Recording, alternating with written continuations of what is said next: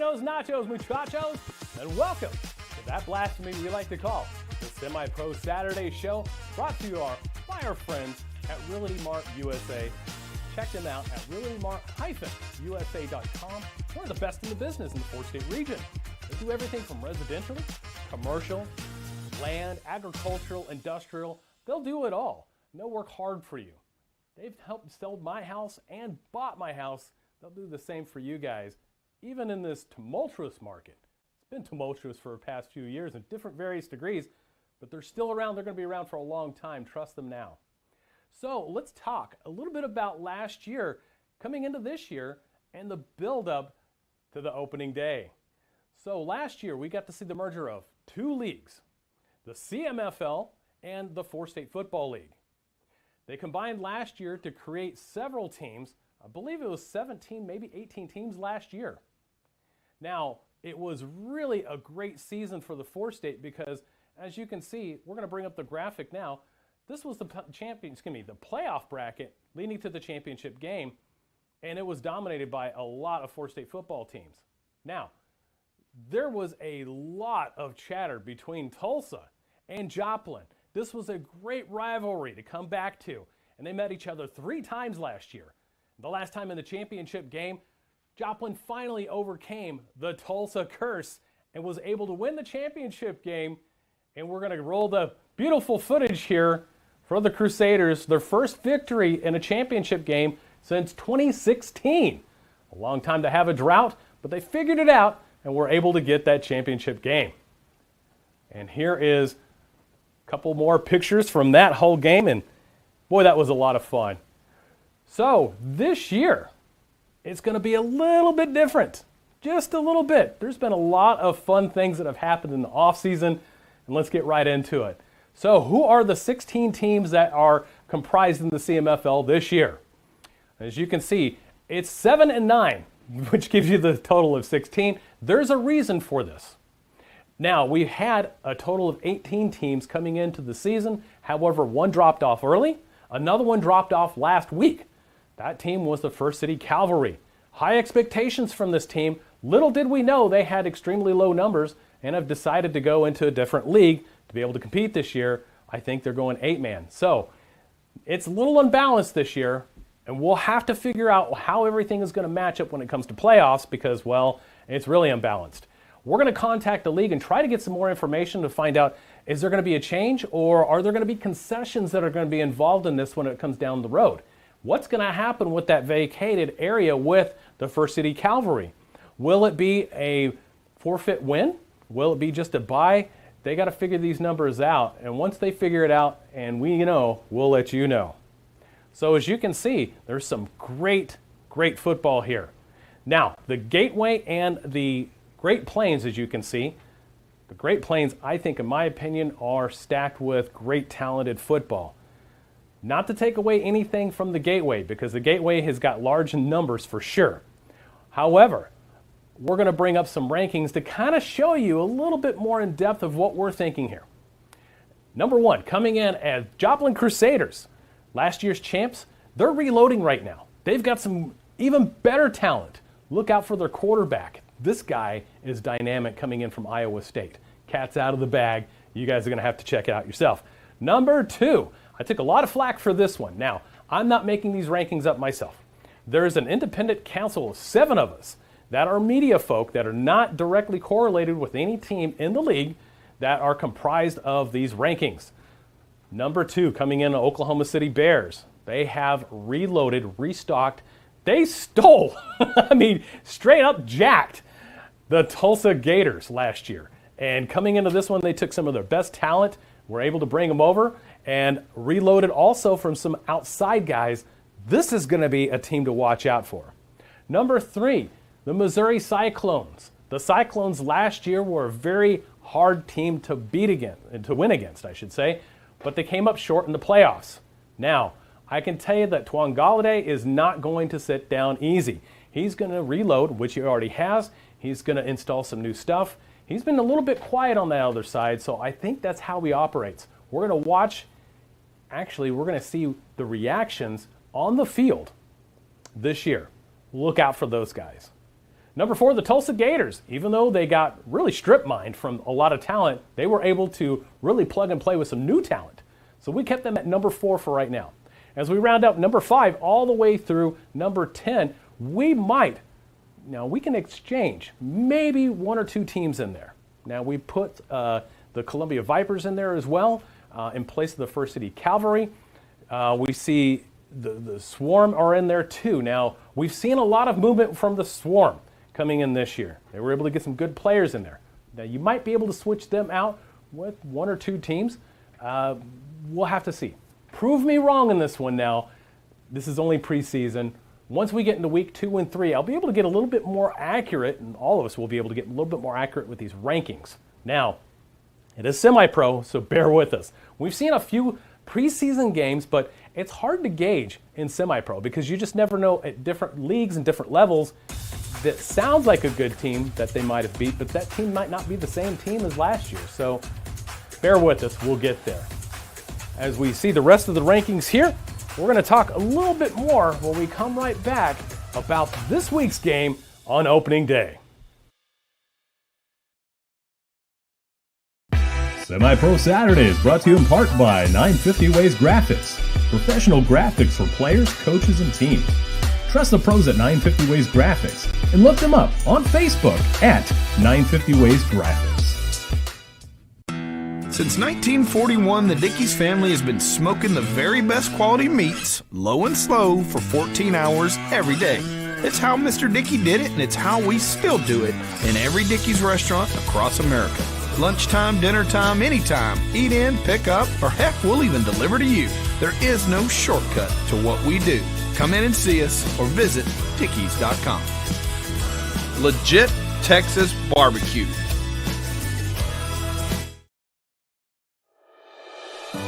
There's no place like home. Whether you live in Oklahoma, Arkansas, or Missouri, Realty Mart USA is your go-to real estate company for residential, commercial, agricultural, or land.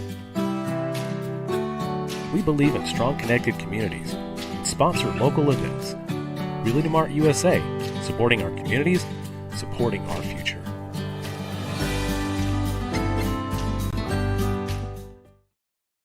Welcome back. We're excited to have you guys here. Boy, this is going to be a really cool matchup. Now, this is kind of a start of a rivalry. This is a new team, the Arkansas Warcats, that are a split faction from the Northwest Arkansas Generals. Head coach, several players, one of the assistant coaches also decided that they wanted to do something a little bit different within the Generals organization, maybe split off and have 2 possible teams. They were starting to see some large numbers. However, there was a lack of good communication, I should say, and there might have been a lack of communication all the way around. With that being said, you have one party that's wanting to do one thing, another party that's saying, trust the process, stick around. And next thing you know, we have 2 different teams. One side feels hurt and feels that they shouldn't have done what they've done. The other part is thinking the same thing. These are how rivalries begin sometimes. This is a true bedlam. So with that now, we're starting to see some former Generals on the Arkansas Warcats side, and then some former players from different teams like, well, the Hornets from last year. We're seeing some of the Tulsa Hornets team migrate to the Generals. Some of this might have had something to do with the Victory Bowl. Not saying it was directly correlated, but we've seen some of the recruiting that's been going on, and a lot of these coaches that were involved were able to spend some time with these players. So I encourage you, if you are wanting to recruit better players, come to the Victory Bowl. That thing is loaded with talent. We had 124 players out there competing. And we're going to have probably less numbers this year because it was a little out of hand. But we got to see some great talent. We were able to help move talent.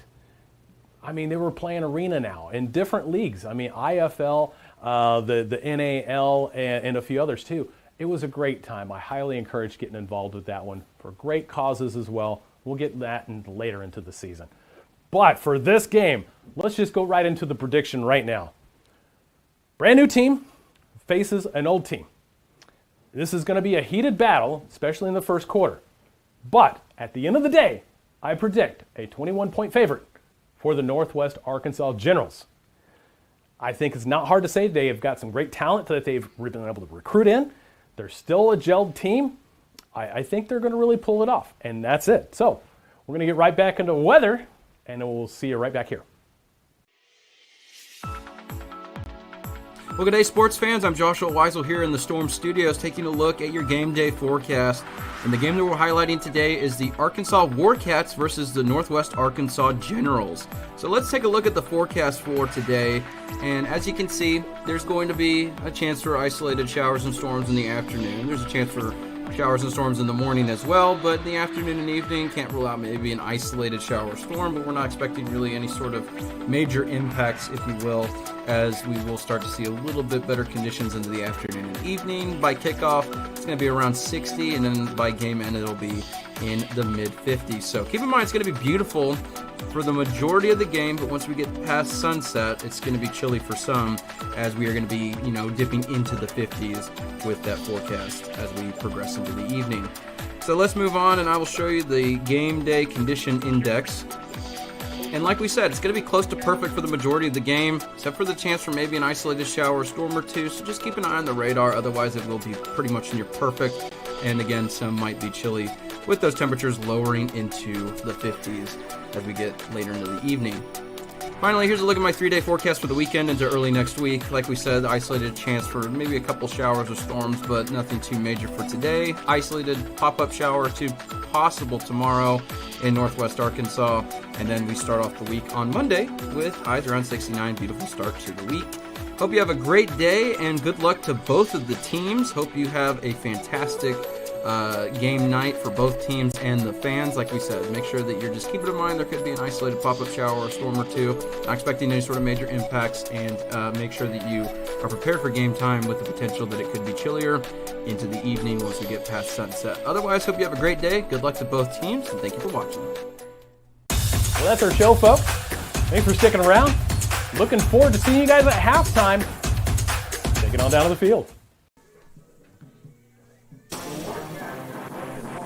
We welcome you live to Jonathan Ramey Stadium in Greenland, Arkansas. It's the home of the Northwest Arkansas Generals. Tonight, they host the Arkansas Warcats as part of Semipro Saturday on the Southern Sports Network.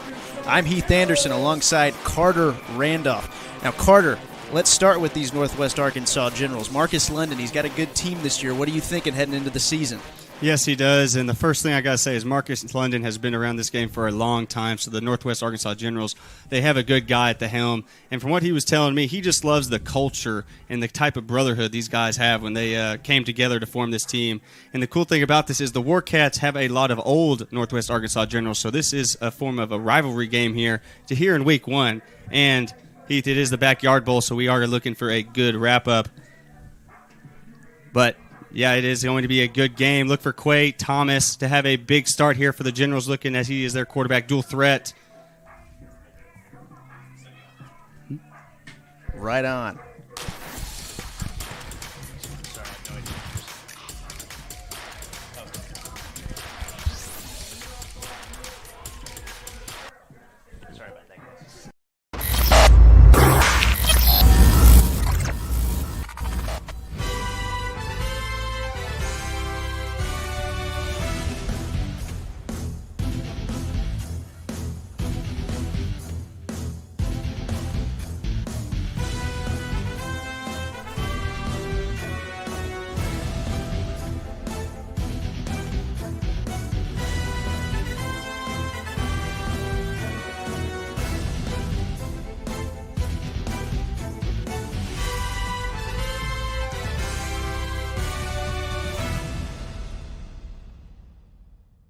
Back, and it is time for kickoff here, and it looks like the Warcats are going to kick off to the Generals.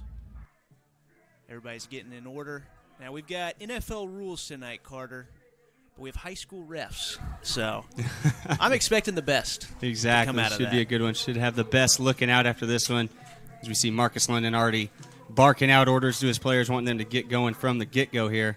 I had a really nice conversation with him beforehand. He's a definite leader, that guy, you know. A tall leader. I mean, first time I met him, I just had to look up at him. I said, my goodness, Coach London, you are huge.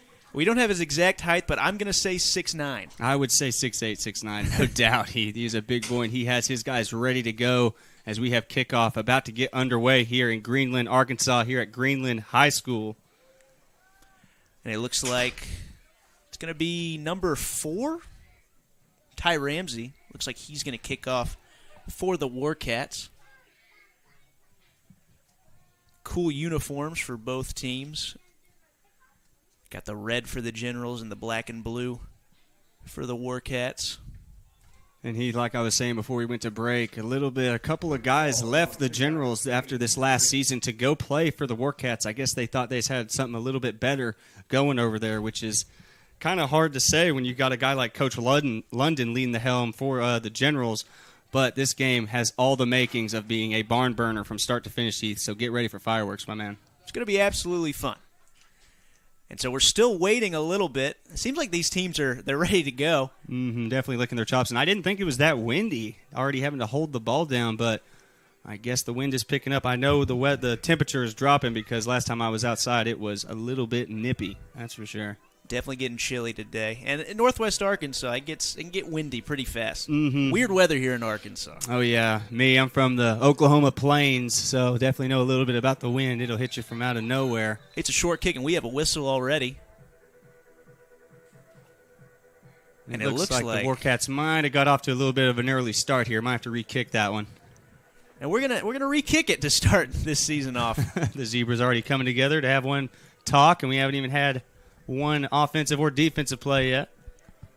All in a day's work here. Exactly. And here in Greenland High School, where this game is taking place, this game is called the Backyard Bowl because it is in both teams' backyards. Both teams from Arkansas. Both teams want to kind of make their name as the official team here in the CMFL out of Arkansas. But, yeah, we have $10 entry for kids under 8, and it is also Survivor Saturday, Heath. So nurses get in free today to watch this Generals Warcats matchup. Right on. Love to hear it. Thank you all our nurses out there. We still have some confusion going on. Now, let me ask you this, Carter. While they're trying to figure this out, can you tell us a little bit more about the CMFL? The Central Midwest Football League, it has been around for a couple years. Couple teams gone, couple teams come in. But this year, Heath, I have a lot of expectations because especially this conference, the Gateway Conference, has a lot of powerhouses in it, like the Oklahoma City Bears, the Tulsa Gators, the Joplin Crusaders, the Northwest Arkansas Generals. I mean, the Arkansas Warcats. Every one of these teams can make a difference on each and every given week. So I expect this conference in general to really make some strides here in the CMFL. Right on. Thank you, Carter. And so, I wish we had some football action to talk about. I know. I was so ready to get this thing going, but now we're just trying to the waiting figure out game still, again. There's a little bit of confusion. It looks like they are waiting on somebody. We are waiting for the chains to get set up. Oh, the big chain gang. I would like to thank our PA announcer for Well, let me just tell you, I have seen this before because last game of last season, one of the chain gang guys had a broken leg, and they still let him work the chain gang, so I can understand them being a little slow. But you think they would have figured that out from last year because we couldn't believe it. He was just hobbling up and down the sidelines, man. Well, I guess shout out to that guy. Oh, trooper, man, trooper. But in hindsight, maybe you could have found another guy for that. A guy with 2 legs, something. Two workable legs. That would have been great. It was pretty fun, but I think they are getting out here. At least they have some guys they're choosing from. Now, I'll tell you this. This is sort of I'm going to be honest with you, this is my first experience with semi-pro football. Oh, get ready, my man. It is a good one. Yeah, I mean, it seems like, we're here for the love of the game. I mean, you got guys from ages 18 all the way to, I think one of these guys on this team is pushing 40. No doubt. And so these guys are out here for the love of the game. They have full-time gigs along with playing football here on the side. And so, I mean, expect the unexpected. And that's something I had interviews with the Northwest Arkansas Generals a week ago, and that's something they were saying pretty repeatedly, is that they have a brotherhood here on the team. And I'm sure that goes for the Warcats as well. But like you said, these guys have other jobs, other responsibilities to take care of, and they still find time to practice every week, play these games on Saturdays. And that comes down to the bond these guys have, because there's a lot of new faces on this Generals team, but there's a lot of the same faces who can kind of bring these guys together and make this a unit and see if they can have themselves a successful season. Yeah, I was able to talk to Coach Wayne Hall of the Warcats beforehand, speaking back on that idea of integrity, culture. Both these teams seem to like the culture that these teams are producing, and so I think as far as like sportsmanship today, I think we could see maybe a pretty good game. No doubt, and that's what this league is all about: sportsmanship, hard work, and just good football. And all these guys, like you said, some of them are old, some of them are young, but that makes the perfect melting pot for some of these teams because you got your older guys who can kind of lead the way, show the ropes to these guys who are straight out of high school, straight out of college, whatever their case may be. But when you get all those sorts of different guys together, as we see an onside kick, and it's off the helmet, and I think that's going to be Warcats' ball, Heath. What a start to this one. Wow. After a long delay, the Warcats recover the onside kick. It was off the helmet of one of the Generals players. It's off of number 42, Robert Allen, the running back linebacker. And, yeah, that ball just had the perfect little bounce up, popped up in him right in the face mask. And recovered by the holder on that kick. It was Braden Talley. Braden Talley kicks it, grabs it, gets the team his ball, and what a start here for the Arkansas Warcats. Don't think it could have gone any better here for the team in black and blue. Could not have been a worse start, too, for the Generals. So the Warcats are going to start at their own 46-yard line. Right near the midline mark.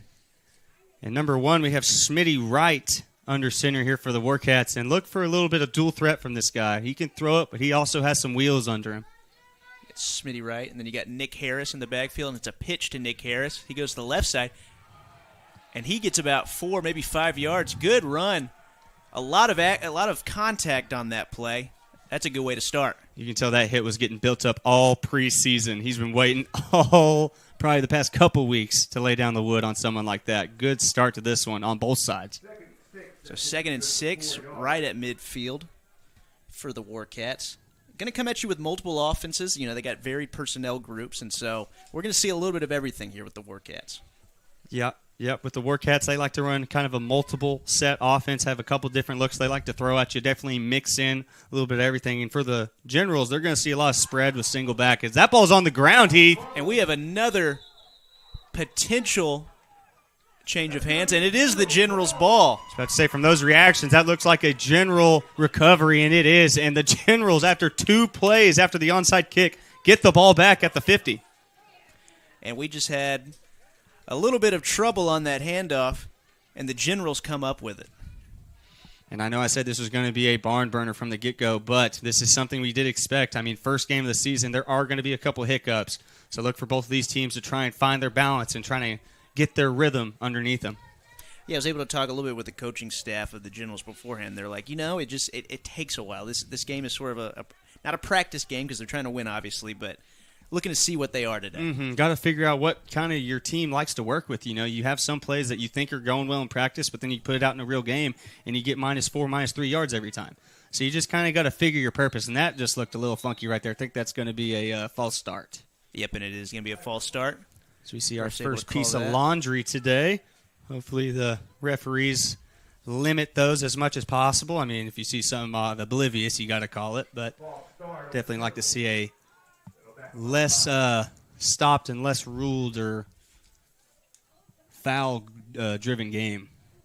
Carter, can you tell us a little bit about the Generals' quarterback, QWA Watson? What does he like to do? Quay Watson, he is like the Warcats QB. He is a dual threat guy, but he has a cannon on him. He would prefer, I think, to run it more times than not, but if he sees a guy open downfield, he's going to take a chance. As we see here on play 1, they just get him to the outside and let him work a little magic. Right on cue, he keeps it, and man, he's able to get a lot more yardage than it looks like he could have. He started about 5 yards behind the line of scrimmage, but was able to tiptoe for around 2 or 3 right there. So it's going to be 2nd, and looks like about 9, maybe 8. Right just past midfield. Good run by the quarterback there. And, folks, expect a lot of that from the Generals. They like getting outside the tackles, and they like using their speed. So expect them to try and outrun the Warcats from start to finish here.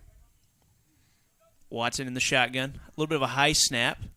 Rolls out to his right. So looked a little funky. Tried to float it up to number 12, just a little bit out of reach as Thomas was looking for Ronnie Smith.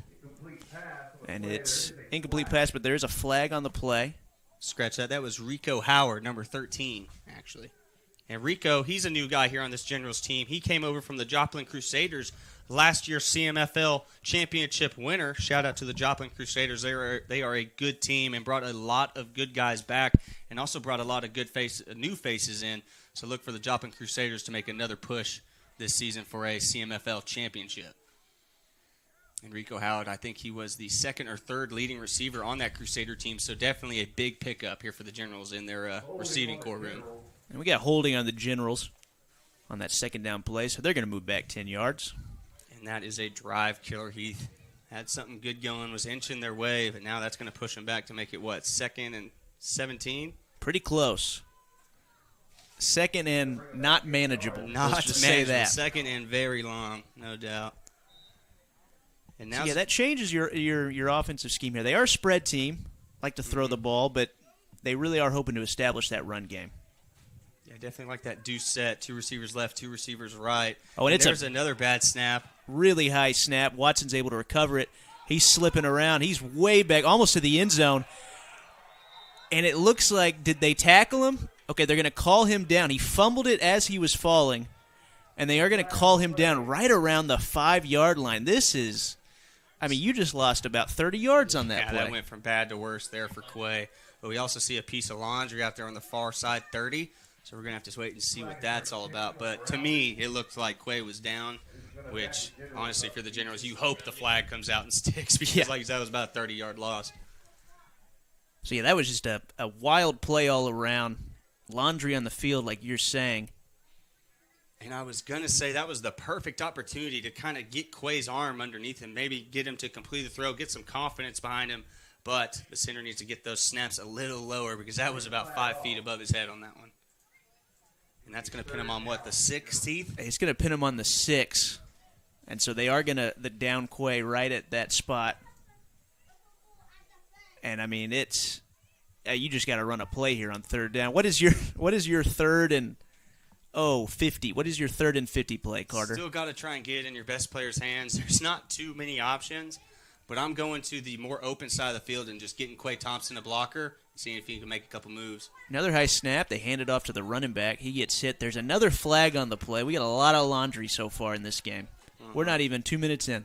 A lot of early hiccups here for both sides. So they're both still trying to figure it out as we see one of the dogs that was roaming the field earlier. Glad they got him picked up off the field because we thought he was going to be running circles. Nice little pug named Ozzy. They are the Warcats, but that could also maybe be their mascot, too. They got a jersey for him and everything. Exactly, as he makes his way into the booth. Nice to meet you, Ozzy.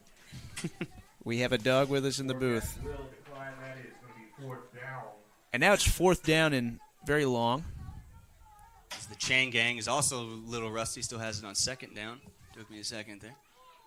It's going to be 4th down, and DeMarco Hubbard, who we saw cooking some nice, pretty lengthy field goals on while he was practicing, getting warm for this game.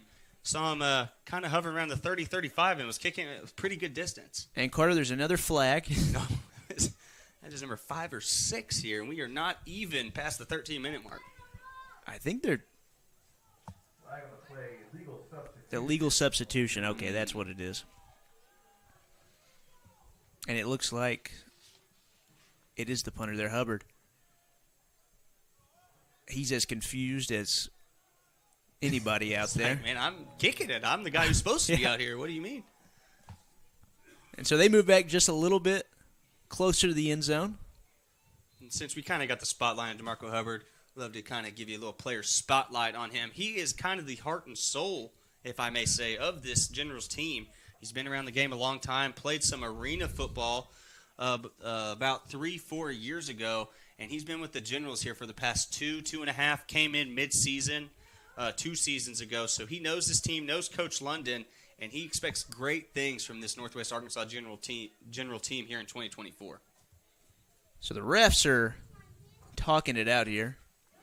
We've just, it's the first game, like we were talking about. Everybody's just getting their feet wet. Mm-hmm. And that's what you're experiencing here to begin this game. Coach London, he's out on the field. He's trying to figure it out. We got a sub coming in. Looks like number 88, Dante. Excuse me. Not Dante. Yes, Dante Javen. He's coming in now. And we still have some talk. Now you just wish you could get a mic inside that huddle and see what's taking them so long, because they are really discussing this one. They really are. Thoroughly. We're going to have to figure this out.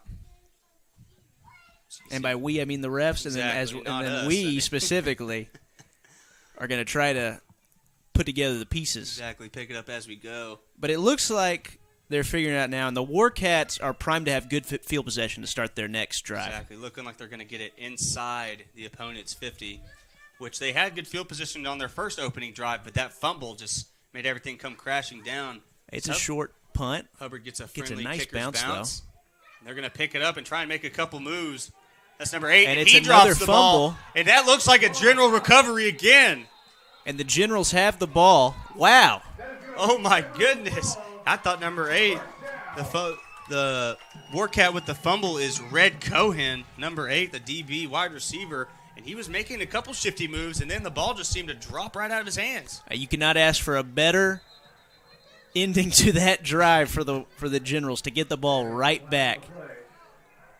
It's going from bad to worse for the Generals, but a mistake from the Warcats ends up giving them life again.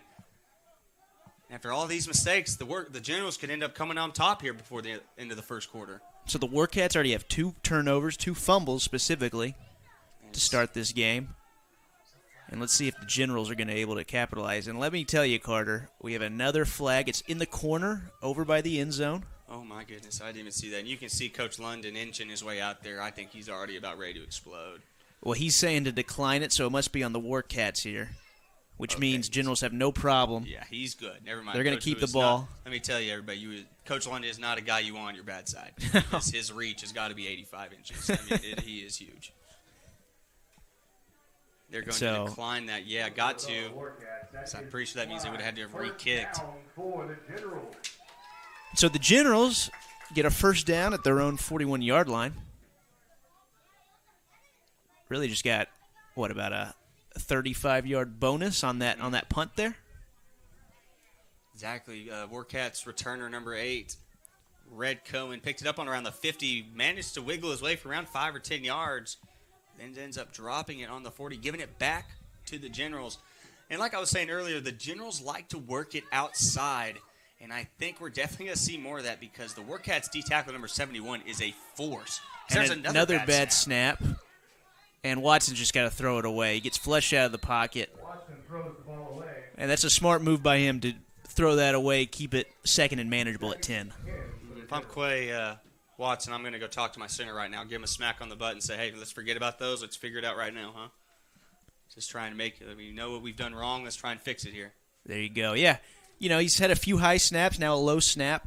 Mm-hmm. He can find his way somewhere in the middle of there. So it's going to be second and 10. Watson is flanked by, it looks like, number 15, Jacob Bruce. Running back there. Jacob Bruce, more of the speedy guy. They have 2 running backs here that they like to use, do the Generals, and that's Dante Powell and Jay Bruce. Another keeper. Watson loses it, but ends another up going flag. out of bounds. I think we all know what that one's going to be. I think that's going to go back 10 for a hold. Yep, and it looks like both teams know it. And they are going to walk back. It's going to be second and 20 for the Generals. Both teams early just kind of shooting themselves in the foot. Both teams not able to get ahead of the chains here early on. But we could see a little magic there from number 10. He almost made that guy miss, but luckily the defender was able to pop the ball loose and force it out of bounds. Or that could have been a 20, 30-yard gain right there. Yeah, Watson, he has that speed that you were talking about, and you're able to see flashes of it early here. Exactly, and his first instinct is to run, Heath. I mean, if he sees a guy downfield, he's going to try and send it. But if he sees a crack in the armor, he's going. So staying in that shotgun, you got 2 guys at the bottom of the field, 2 at the top. Watson looks around, about ready to get the ball going. And it's another high snap over his head, and he just falls on it. And he's going to take the yards lost. And, man, it is just tough going right now. Tough sailing here for both teams. And Quay, you can see he is just getting frustrated right now, still laying on the ground, wondering what, when, and what he can do to fix this problem here his team has. And I think we're gonna have a change in center. I think you're right. Number 45 comes onto the field, and they're taking off number 38.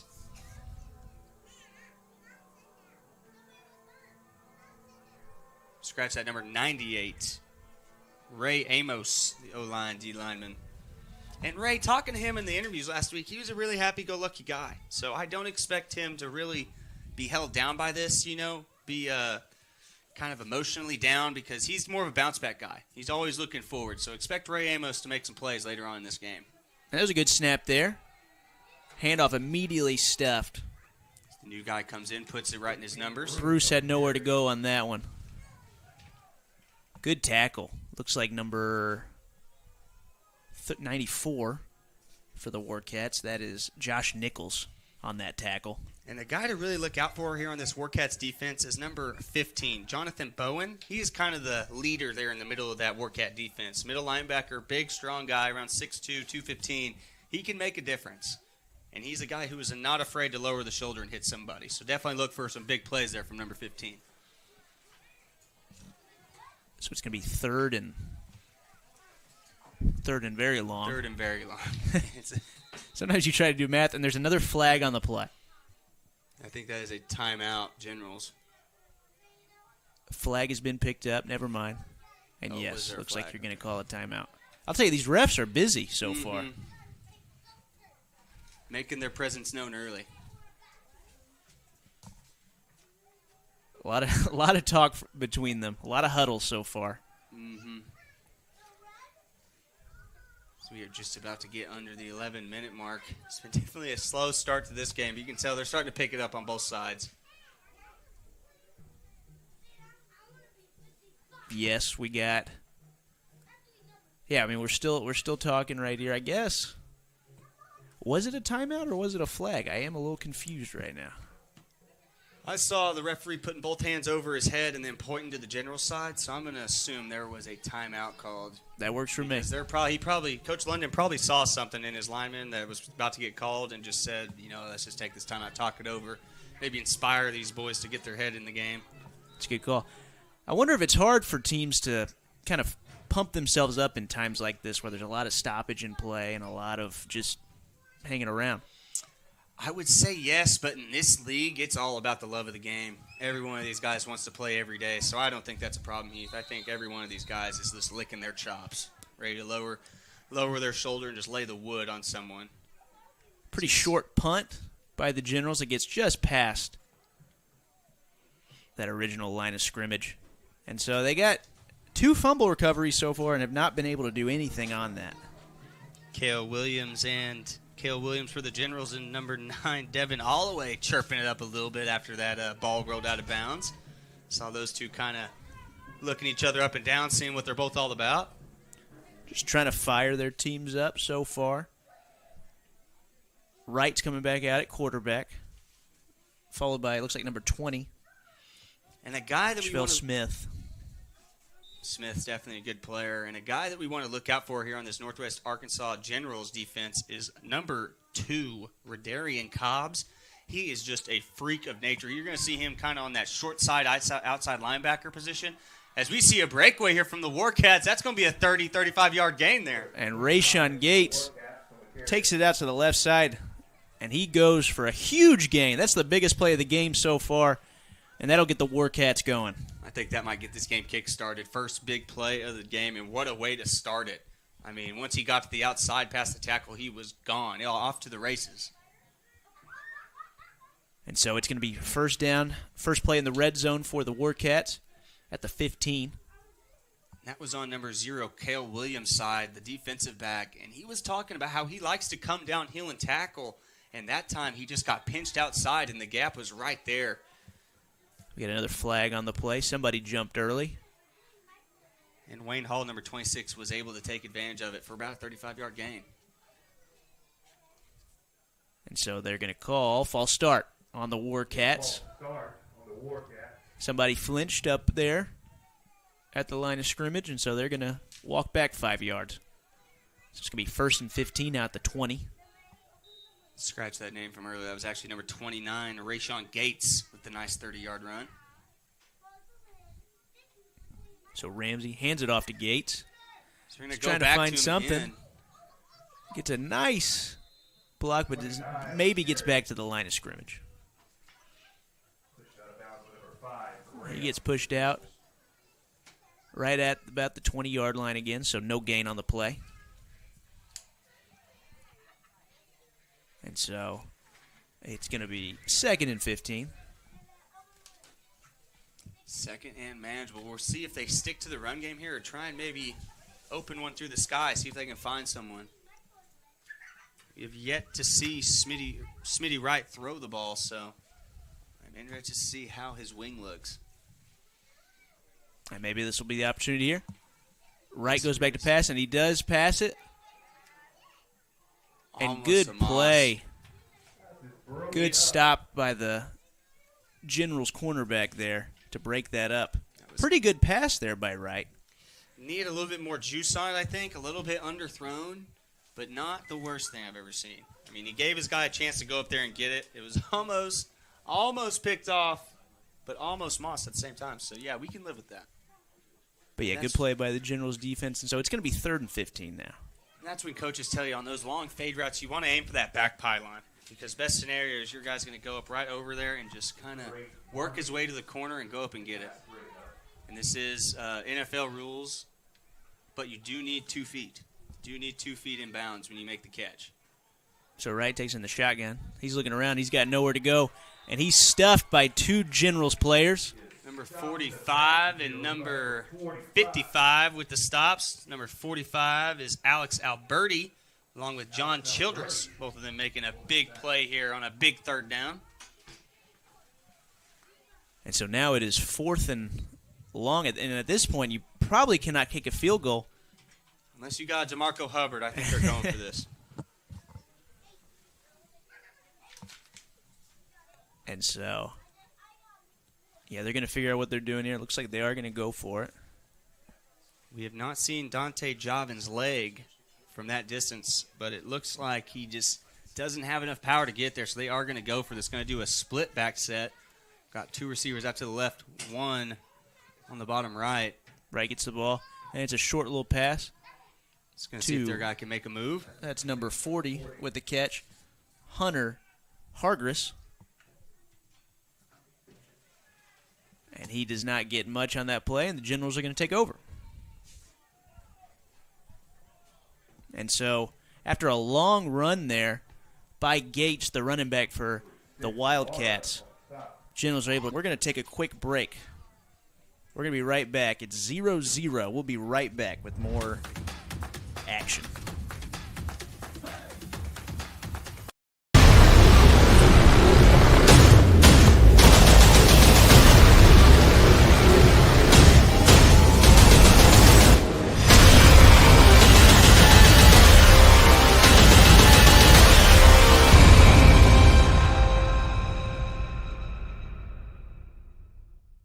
The roof is the home's main defense against the elements, so services like upkeep, repairs, and upgrades are vital. David's Roofing is the only roofing contractor in Northwest Arkansas that has the prestigious Select Shingle Master rating from Certainty.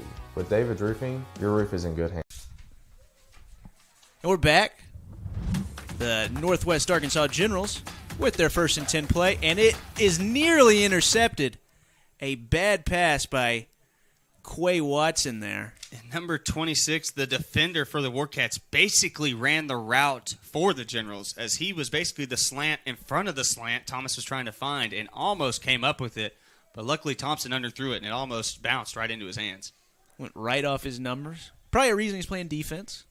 But he was in good position, and that's why he's out there as a linebacker. I'm sure Wayne Hall wishes he could have that one back, because that seemed like a pretty soft slant throw. I don't know if Quay just didn't see him or just maybe underthrew that one a little bit. So it's 2nd and 10 now.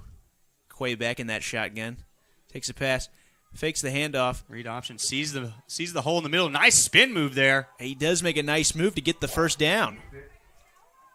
And there's that speed you were talking about. After that read option, keeps it himself.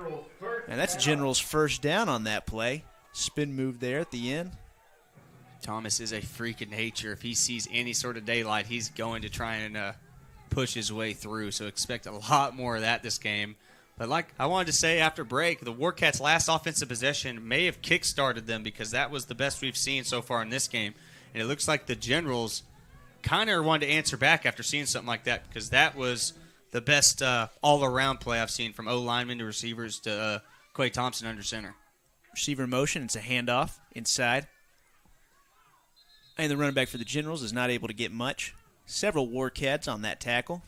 Looked like, again, that was number 15, Jacob Bruce on that run. He's pretty much been your primary back so far.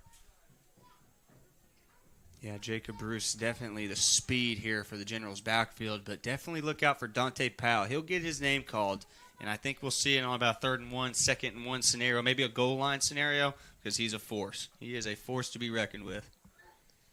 So it's going to be 2nd and 8 for the Generals. They're creeping up to that midfield.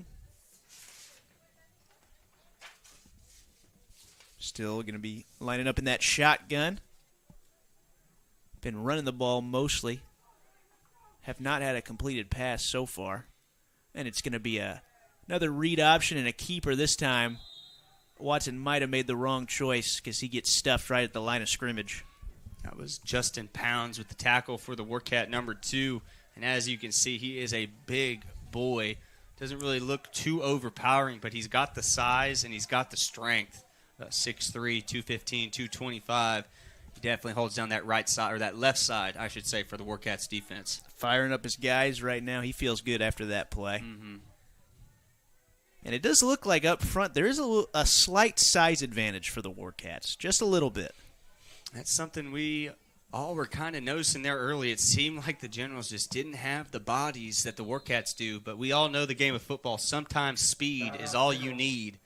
So if the Warcats can't cut off the Generals going on the outside, it could be a long game for them.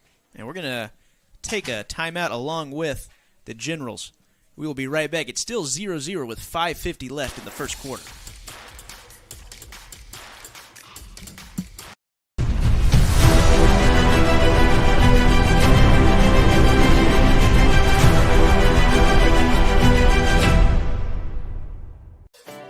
With the taste of friends, family, and backyard barbecues.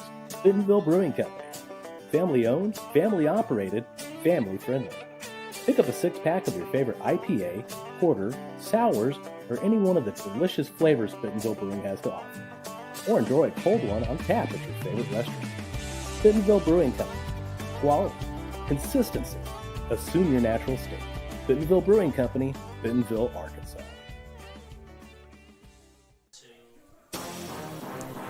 And we are back, still 0-0 in the first quarter. Like we said, we got about 5:50 left to go. Here's a nice little sideline cam for you, brought to you by the Southern Sports Network. Looking at what Coach London and the Generals are doing in their huddle right by the sideline. And we're back and we're ready to go. Still going to be 2nd and 8 for the Generals. And so we've seen a lot of mishaps so far, but these last couple drives, there's been a little bit more offense between both these teams. You had a big run by the Warcats in their last drive, and then you just saw Watson right before the break have a nice first down run. Mm-hmm. Definitely both teams getting into their rhythm here with just under 6 minutes left to go in the first. Took them about 10 minutes to figure it out, but they are getting it slowly but surely. Almost got a jump there from number 28 or 26 for the Warcats. Was able to hold his ground just enough. It's Thomas making a couple changes there. Yeah, it looks like he is calling an audible. We got trips at the top of your screen. Oh, and there was a Warcat that just left. Had a guy wide open too. But like you said, almost got lit up. My mouth was wide open. I was thinking Thomas is about to get pile drived into the ground. I was with you, man. Breaks his way out of the pocket, has a guy, but there's just too much pressure. He couldn't get enough power under it. Yeah. But he had two guys wide open with a linebacker trying to trail, so I don't think he would have been able to catch up. big opportunity missed there for the Generals. Had me mesmerized, but used that speed to get out. But yeah, it was just a bad underthrown throw. And perfectly timed blitz there from the Warcats because Thomas didn't see him coming until the very last second. I mean, perfectly dialed up. And so now we're going to get another punt by the Generals. And your punter on this one, I'm trying to read that number. It looks like number 89 potentially. Or 99 maybe. And there's a flag on the play as well. A punt that goes about 25 yards. Yeah, shanked that one a little bit. But there is a flag on the play, and it's going to be probably offsides. And that is number 88, Dante Javen there, who just kicked that one off for the Generals. Shout out to our producer for giving us the inside scoop on what that flag was. And Javen, you're going to see him more of the punting, the long kicks, but DeMarco, you're going to see him doing the place kicking and things like that because for being a D lineman, DeMarco has a leg on him, and he is not afraid to use it. Like we said earlier, saw him around from the 30, 35, or the 25, 30, kicking nicely distanced field goals. Plenty of room to spare. So they're going to get to kick again. Hopefully Javen can get a better punt this time. And I think if they were on the other side of the 50, they might go for this because it's only 4th and 3, but going to make the smart play as Coach London and just kick this one into enemy territory, see if his defense can hold, which is something Coach London strives for because this Generals team does have a good defense. Their last preseason game held the Camden Phantoms to 0 points, won that one 20-0, which just a preseason game, a lot of learning going on there. But the Camden Fountains are a respected program, been around for a long time, so that is a good sight early on in the season. And it has been defense so far in this one as the Warcats try to get something going. Still 0-0. That punt ended up placing them on the 15 there in Warcat territory. So longest start to the drive so far for both teams here. Mm-hmm. And so let's see what the Warcats can do here. Had 2 fumbles and then had a pretty good drive that ended in a stall in the Generals' red zone on their last attempt. And so let's see what they can do here. Right back in the shotgun. Flanked behind by number 29, running back Gates. Right, he's scrambling around looking for somebody. He throws it. Just a little flick of the wrist, and that it's ball's an picked off. interception. That is number 0. There's a piece of laundry down, Heath. We're Kelly going to wait and see what that one's it. And Kelly Williams is going to score, but there are 4 or 5 flags down on the play. The first one was about right when he intercepted the ball, so we're going to see what happens here on this play. And I don't think you can call interference, so we'll see what they call. But, man, the ball was just hung up there. They both went for it. I thought that was open season. The second flag, however, that was blocking the back if I've ever seen one. I mean, boy got lit up. I didn't even see it. So that one's definitely going to cause some harm. But the first one's the one we really want to see what the boys in black and white say. Yeah, we're gonna see what happens because I'm with you. It did not look like you could call interference on that. It looked like a fair play at the ball, but it looks like we're going to see talking to the Generals, so this one might be coming back, and it is. You can see the offense coming back out for the Warcats. And so what they ended up calling was a little PI. Mm-hmm. I guess they thought he went up over the top of him, but Coach London, I thought you were about to get hit in the back of the head. My goodness. The guy threw a football and almost smacked the Generals head coach. But, yeah, that is a huge call. And we've seen a bunch of calls here from the boys in black and white early, but that one has got to be the most substantial so far. Could have been a game changer there for the Generals, a great spark to get him going in this season. Cale Williams made a great play on the ball, but I guess he might have got there just a tad bit too early. But that is one that the Generals might think about here for definitely the remainder of this half. It looks like what the refs are calling. And the Warcats are going to get their ball back. There is some confusion on whose ball it is. And okay, so it is going to be the Warcats' ball.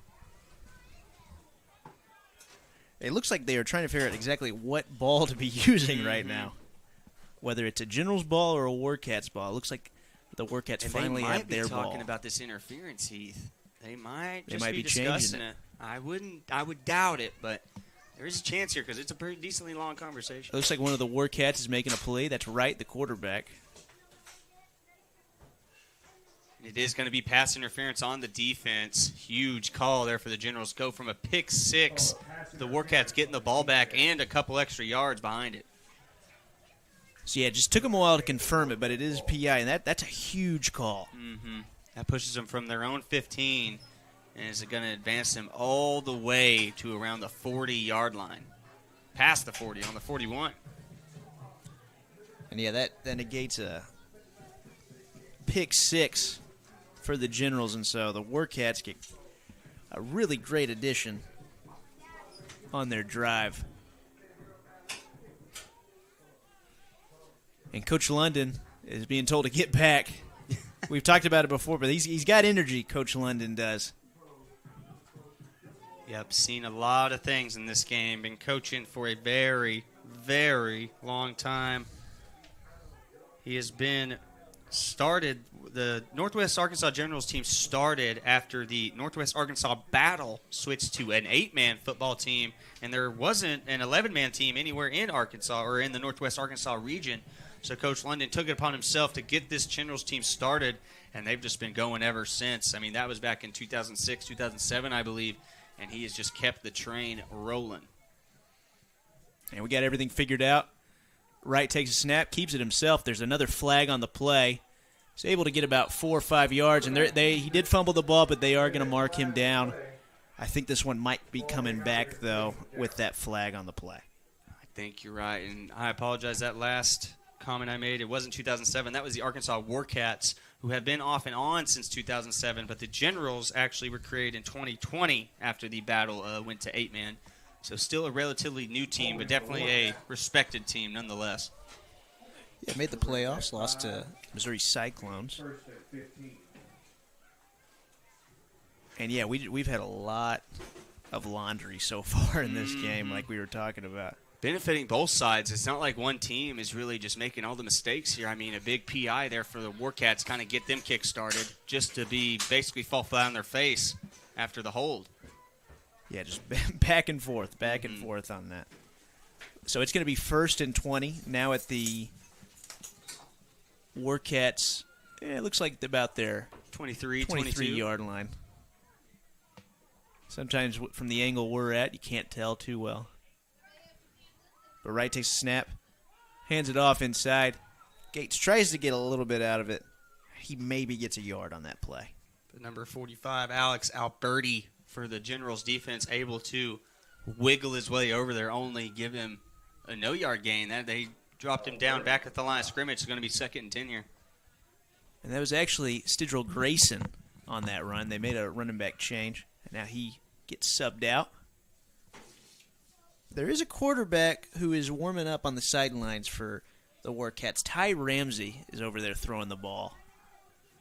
And so we talked about that multiple personnel set that they like to do. We might see different quarterback at some point. And the running back who takes that ball looks like Drew Williams on that run. He's able to get a few yards on the play, but it's still going to be 3rd and long, very long. Not the longest we've seen here in this first quarter, but definitely got a ways to go. We'll see what the work. And I doubt they're throwing the ball since they got a quarterback. Actually, he's coming into the ball game. The southpaw is coming in. That is number 4, Ty Ramsey, coming in at QB here for the Warcats. We will keep you updated on what happened to old Smitty Wright.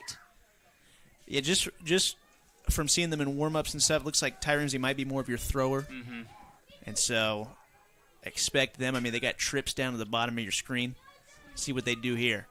Tough snap, but Ramsey able to get out of it. He throws a deep ball, and good defense by that general safety on that play. Good defense by number 0, Cale Williams. Big break up there, and it wasn't a bad-looking ball there from Ramsey, but just a little bit underthrown. Lucky that one wasn't picked off. Yeah, Cale Williams was the one that had that interception earlier that got negated by the pass interference. And so, good play by him. Looks like they're going to have to punt it. Or the Warcats.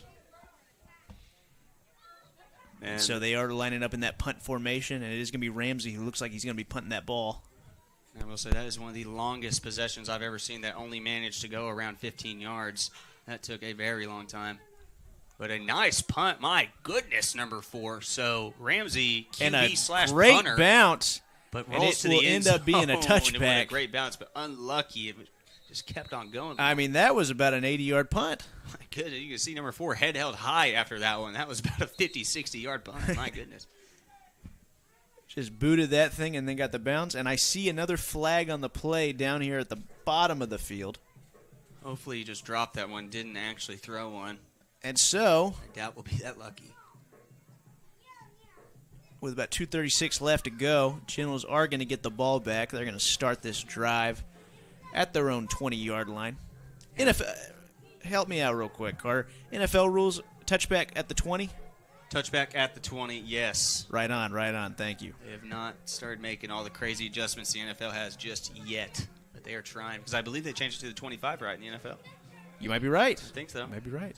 And there's also a funny thing, just because, NFL draft's coming up here in a week, get a little NFL talk in there. The NFL is actually talking about taking the kickoff out of the game completely. I don't know if you've seen that. I've heard of it. Starting a line of players on around the 30, 40, so look out for that this season. Should be interesting. The game is changing. Oh, yeah. But not here. For better or for worse, it is changing. I know some of my old timers, seeing the 90s teams, those early 2000s teams know some of the changes they're making. That was a cannon there from Watson. Had a guy with a couple steps, but just overthrew him just a bit. Yeah, overthrew his receiver. That's number 11, Ronnie Smith. Overthrew him just a little too much, but first pretty good long ball by Watson there. And so let's see if the Generals try to open up the offense a little bit more here. Seemed like a sort of a statement play to go for it deep on your first play of your drive. Mm-hmm. Some coaches say just got to keep them on their toes. Don't want them just coming straight downhill, think it's going to be run every time. Got to make sure they know that we can go over the top of them at any moment. So it's going to be 2nd and 10. Watson hands it off inside, and it's another he fumble. Loses it. And it looks like the Warcats have it. The ref is signaling that the Warcats have it. And that's going to be right around the 20-yard line. They're in the red zone of the Generals. Big play by that Warcats defense. Is that the 4th or 5th turnover we've seen here in this first quarter? I believe it is all fumbles, I'm pretty sure. Yes, I believe it is the 4th.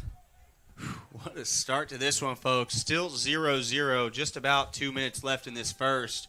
But it is a back-and-forth matchup. Neither team is able to really take control of this one, but still plenty of ball left, Heath. Yeah, and it seems like each team, their best offense has been these turnovers that we're talking about here. A couple of great starting field positions for both teams, just haven't been able to capitalize. And if you're the Warcats, you have to do something here. You got to put points on the board, starting this drive in the red zone of the Generals. And let's see what they do here. They're keeping Ty Ramsey in at quarterback. And again, you got number 20, Chevelle Smith in. And he gets pulled from behind. Number 50 with the tackle right there for the Generals. That is Rashad Walker, senior linebacker / D end. Nice tackle there. First play of the possession there. So Rams, and you got Harris, number 10, behind him. And it's going to be 2nd and 9 after that play. Nice stop by the Generals defense there. Something they pride themselves on, their defense. But just for all the folks that weren't able to catch the beginning of this one, this is the Backyard Bowl. Northwest Arkansas Generals going against the Arkansas Warcats. $10 for anyone under the age of 8. And it is Survivor Saturday, so nurses get in free here at Greenland High School Stadium. That was a good run by Harris, but there is a flag on the play once more. And I see a general clapping, so I think it's going to be on the Warcats. Someone must have got a little too handsy there, assuming it was a hold on that one. And that's what it looks like it's going to be. Let's see what the ref calls, and yep, it is going to be a hold.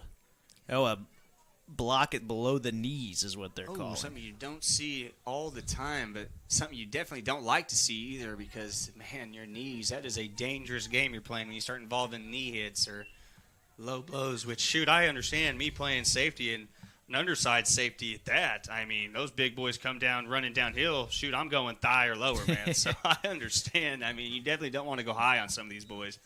But that is always a scary deal because knees, you know how shaky they can be. And it's a tough penalty, too, because it's 15 yards instead of your normal 10 for a hold.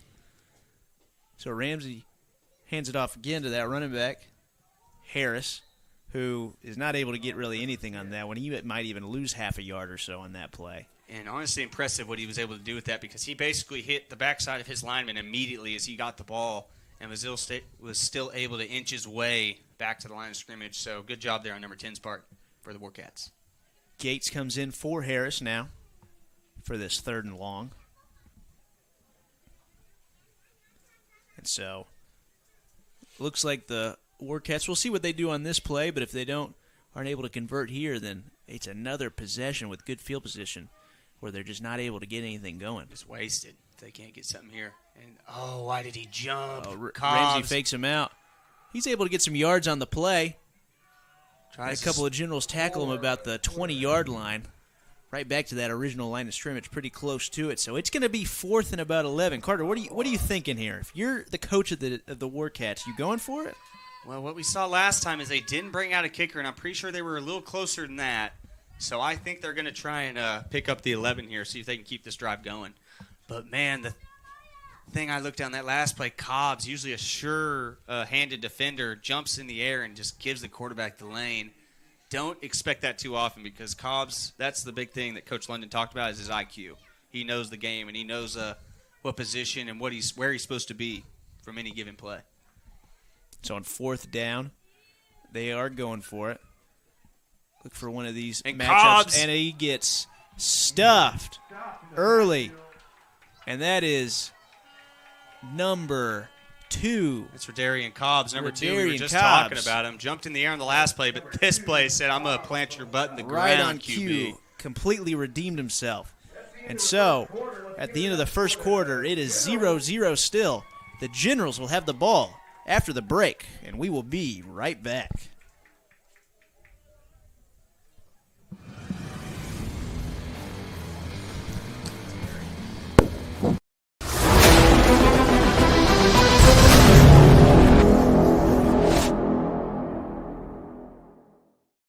Semipro Saturday is brought to you in part by 950 Ways Graphics, professional graphics for players, coaches, and teams. Trust the pros at 950 Ways Graphics and look them up on Facebook at 950 Ways Graphics.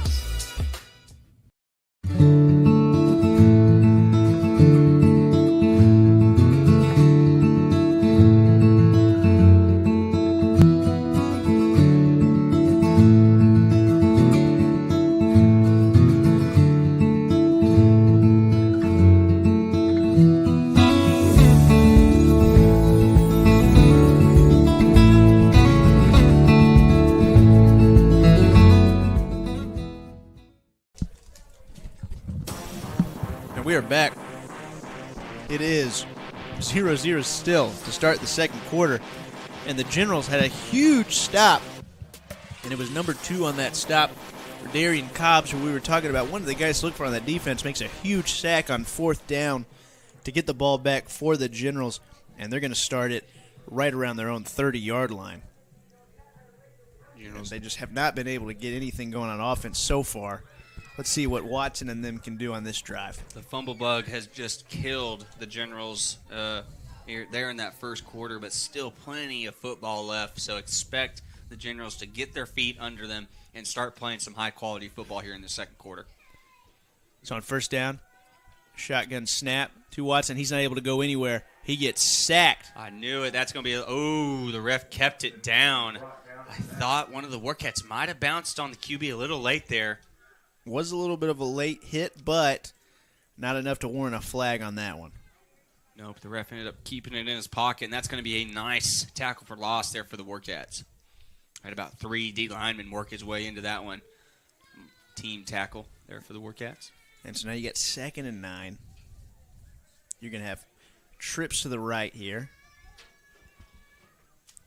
And looks like receiver to the top of your screen. Pretty much sticking with the same formation. You know, they like that spread like we were talking about. And when I talked to Rico Howard last week, the receiver in the middle of that group, he really likes that trips formation because it bunches everyone up and he's able to kind of wiggle his way into space. And you can see they were trying to get it to him there. A good bat down by Terrell Henry, though, on that play for the Warcats. Henry able to notice the pocket shifting and able to get outside and get right in front of the throwing lane there. So it's going to be 3rd down and long. Not the start to the second quarter that the Generals probably wanted. Just really just not able to get anything going. And those are 2 good play calls. I saw open men on both plays, but the Warcats just had a just as good defensive call, which was able to kind of trump both of those and able to And another high snap. Watson's able to get it. He's trying to find somebody. He just throws it away. It gets flushed out of the pocket, and he just throws it away. You can see the frustration on number 10's face. He is already just getting a little tired of his receivers not getting open, the pocket breaking almost immediately. Coach London might need to get his offense together and get their spirits up and maybe give them a little bit of a pep talk to try and get their head back into this ball game. So it's going to be 4th down. They are going to punt this ball. Complete change of formation here as they bring their special teams unit in, do the Generals. That's going to be Dante Javon coming in to kick this one away here for the Generals, or punt this one away, I should say. And it looks like Devin Holloway back to return this punt for the Warcats. Both these teams here in this area of northwest Arkansas. On this Saturday night, part of Semipro Saturday, brought to you by the Southern Sports Network. Yes, sir. We're able to get this matchup in right before the cold front comes in. It is getting a little nippy out there, but I honestly think it is perfect football weather here at Greenland High School. It feels like fall in the spring right now, Carter. And we'll take that. And it looks like the punter almost caught that ball with his knee on the ground, but he's able to get it off. He gets it right past the Warcat 45. Able to get a kicker-friendly bounce, push it an extra 5, 7, 8 yards. Able to pin the Warcats in their own, on their own 42. I believe that was Javon on that punt. So he was able to get it off, and Warcats are going to come back out on the field. It's been a tough one so far for both teams as far as offense goes. The Warcats have been able to actually get into the red zone of the Generals twice in this game so far and have not been able to convert. Several Generals players have come up big for that defense in the red zone to stop the Warcats from scoring. It is just trench warfare right now here in this CMFL opening day matchup. Both defenses just sticking their nose in the ground and not budging. But we know Coach London has a mind for offense. He can get things going, and so does Wayne Hall.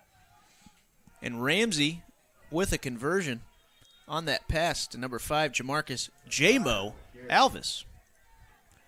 That's going to be Ramsey's first completion. It was a nice one, a nice 15-yard pickup, able to move the chains and move it into General's territory.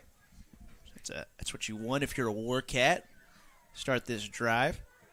They're now at the General 41 after a nice little out route by Alvis. He's able to take and use a little bit of his speed to get that first down.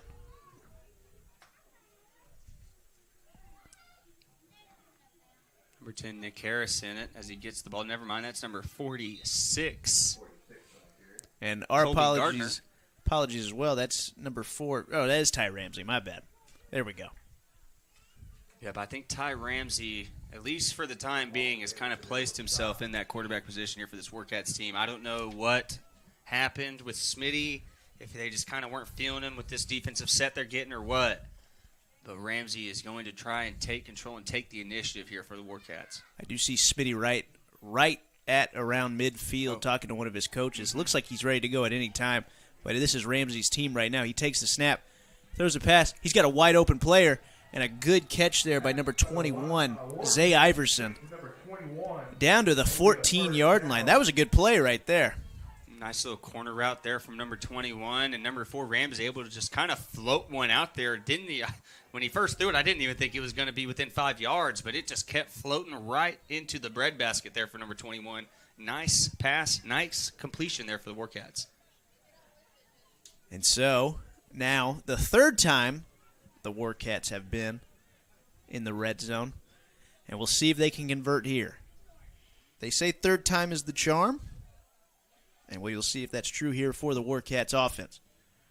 And this matchup gave the Generals a 21.5-point favorite here to start this one. That was done by Chris Dotson, the owner of Southern Sports Network, also in charge of kind of seeing teams and seeing who's favorite, who's not, who may be the underdog. And I think this opening day might be a little closer than a 21-point spread. Sometimes opening days are unpredictable. Like that snap was unpredictable. Colby Gardner just had to pick it up and fall on it. And so it's going to be second and about 15 now.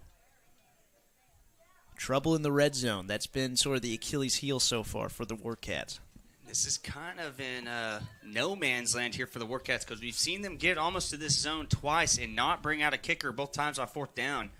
So for the Warcats, they better hope they get this within 4th and 5 if they want to have a chance. Gates takes the run, and he loses a few yards. Looks like Hubbard was on that tackle, able to stuff him immediately. That is DeMarco Hubbard, big 55, the veteran on that General team, able to wiggle his way past the trenches and bring down the Warcat running back for a nice 3 to 4 yard loss. So it's 3rd and long. And that is probably the worst thing that could have happened for this Warcats offense is, like I just said, they don't have a kicker, I don't think. So this makes the impossible almost seem impossible. Looks like number 21, that's Zay Iverson, back into the game. You're going to have trips to the bottom of your screen, and you've got number 5, Alvis, up at the top, and there is going to be a timeout called by the Warcats. And so while they talk things over, we are going to take a quick break. Still 0-0, 10:27 left to go in the second quarter here on Southern Sports Network.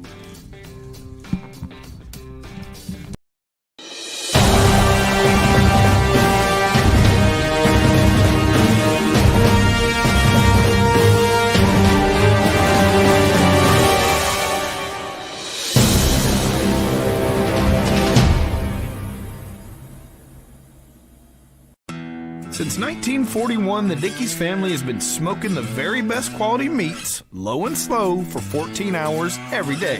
It's how Mr. Dickey did it, and it's how we still do it in every Dickey's restaurant across America. Lunchtime, dinner time, anytime. Eat in, pick up, or heck, we'll even deliver to you. There is no shortcut to what we do. Come in and see us or visit Dickeys.com. Legit Texas barbecue. And we are right back, and it's going to be 3rd and long for the Warcats after that timeout. They wanted to talk things over. And so, but it looks like they're still in that same formation they were right before that timeout. Trips to the bottom of your screen, Alvis at the top. And he fakes the pump fake to Alvis, and then he is going to throw up to Alvis. We've got, they're going to call pass interference. They're going to call pass interference on the Generals. And specifically, definitely a little handsy on that one, but I don't know if that ball was catchable. I mean, that ball seemed a little bit out of bounds for my take, but I will say number 0, Kel Williams, definitely might have jumped the gun on the receiver there. It looks like he might have grabbed him. So what might this might be holding. Either way, flag is on the ground, and it looks like the refs are going to stand their ground and call something here. We're just going to see what that call is as they get together to discuss what they're going to say here. And I don't know if you're thinking the same thing, but to call a timeout and just draw up basically a 4-go, that I don't know if I agree with that. Obviously, I'm not a head coach of a semi-pro football team, but I think they could have drawn up something a little better there. I mean, you got 4 receivers out there, 4 playmakers, and you just have them run straight. I don't know. It ended up working out for him. It went from 3rd and 20. And that's going to be an automatic first down, going to push them to around the 15-20 yard line. Refs still discussing here, so we'll see what they end up calling. They're going to take the flag back. It's 4th down. So, okay. It is what you were saying. That ball was probably not catchable. That's what it seemed to me, because it seemed like it was closer to the fence than it was the out-of-bounds line. But that is huge. That makes it 4th down and still around 20 yards. So, and that is what they're calling there. From getting the automatic first down to being back in a hole, that is tough for the Arkansas Warcats and just a big break for the Generals. And so 4th down, like we've seen many times before, they are going to go for it when they're in this part of the field. So Ramsey takes the snap. He rolls back, rolls to his left, throws it deep, and it's going to fall incomplete. Intended receiver was Zay Iverson, but he was covered pretty well by a couple of Northwest Arkansas Generals. You see number 6, Jeremiah Laura, getting hyped there for the Generals. You can see, putting the finger right in front of Zay Iverson, telling him, that's our ball, son. Go back to your sideline. 2 guys talking to him. And Iverson is giving it a little back.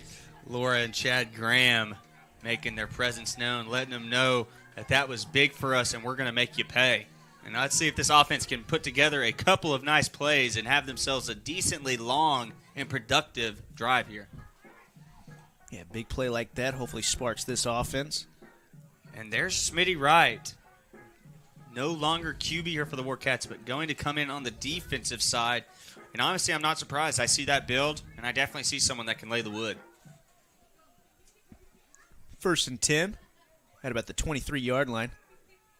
Watson throws it, and he throws it high out of bounds. Had Rico Howard open, but just overthrew him there. And honestly, don't know if Rico could have gotten any yardage out of that because it looked like there were some Warcats coming in hot pursuit. But you like to see an easy throw like that. You'd like to see that pass be completed. So it's going to be 2nd and 10 after that incomplete pass. 2nd and 10. And the Generals looking over to Coach London, see what the play is going to be.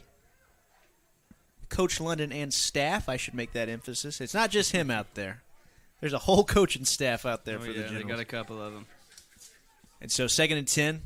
Watson takes a snap out of the shotgun. He doesn't see anything, so he scrambles. He uses that speed, and he's able to find a receiver. And the pass is complete at the 30-yard line.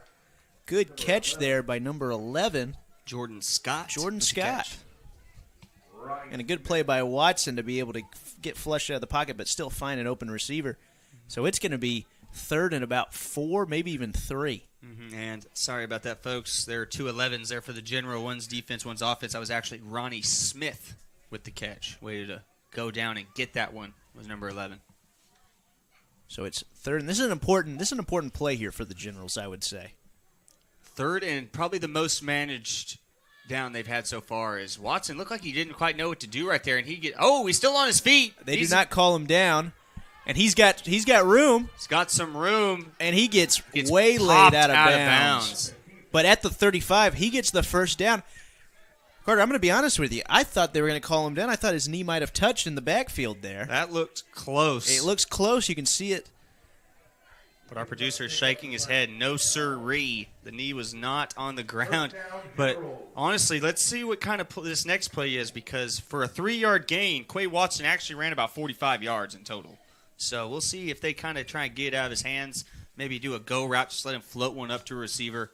But I'm assuming Quay Watson's a little breathed after that one. Big play by Watson to be able to keep this drive alive. And that might be the spark the Generals need. He's looking around. Finds a post and he's got Oh, that looked like it hurt. He came down on his knee hard. Big hit, but a good catch there. As you can see, he's a little ginger, and that was Ronnie Smith again. Nice grab. Ronnie Smith. But dang, he is hurt. You saw his knee kind of pretzel down there. Yeah. Oh, my goodness.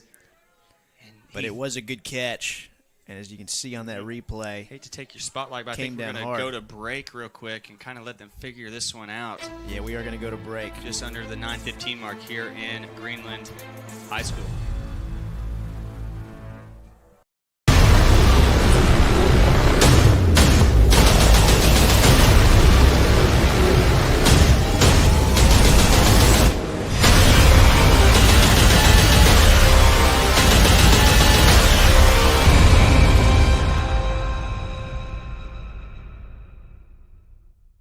The roof is the home's main defense against the elements, so services like upkeep, repairs, and upgrades are vital. David's Roofing is the only roofing contractor in Northwest Arkansas that has the prestigious Select Shingle Master rating from Certainty.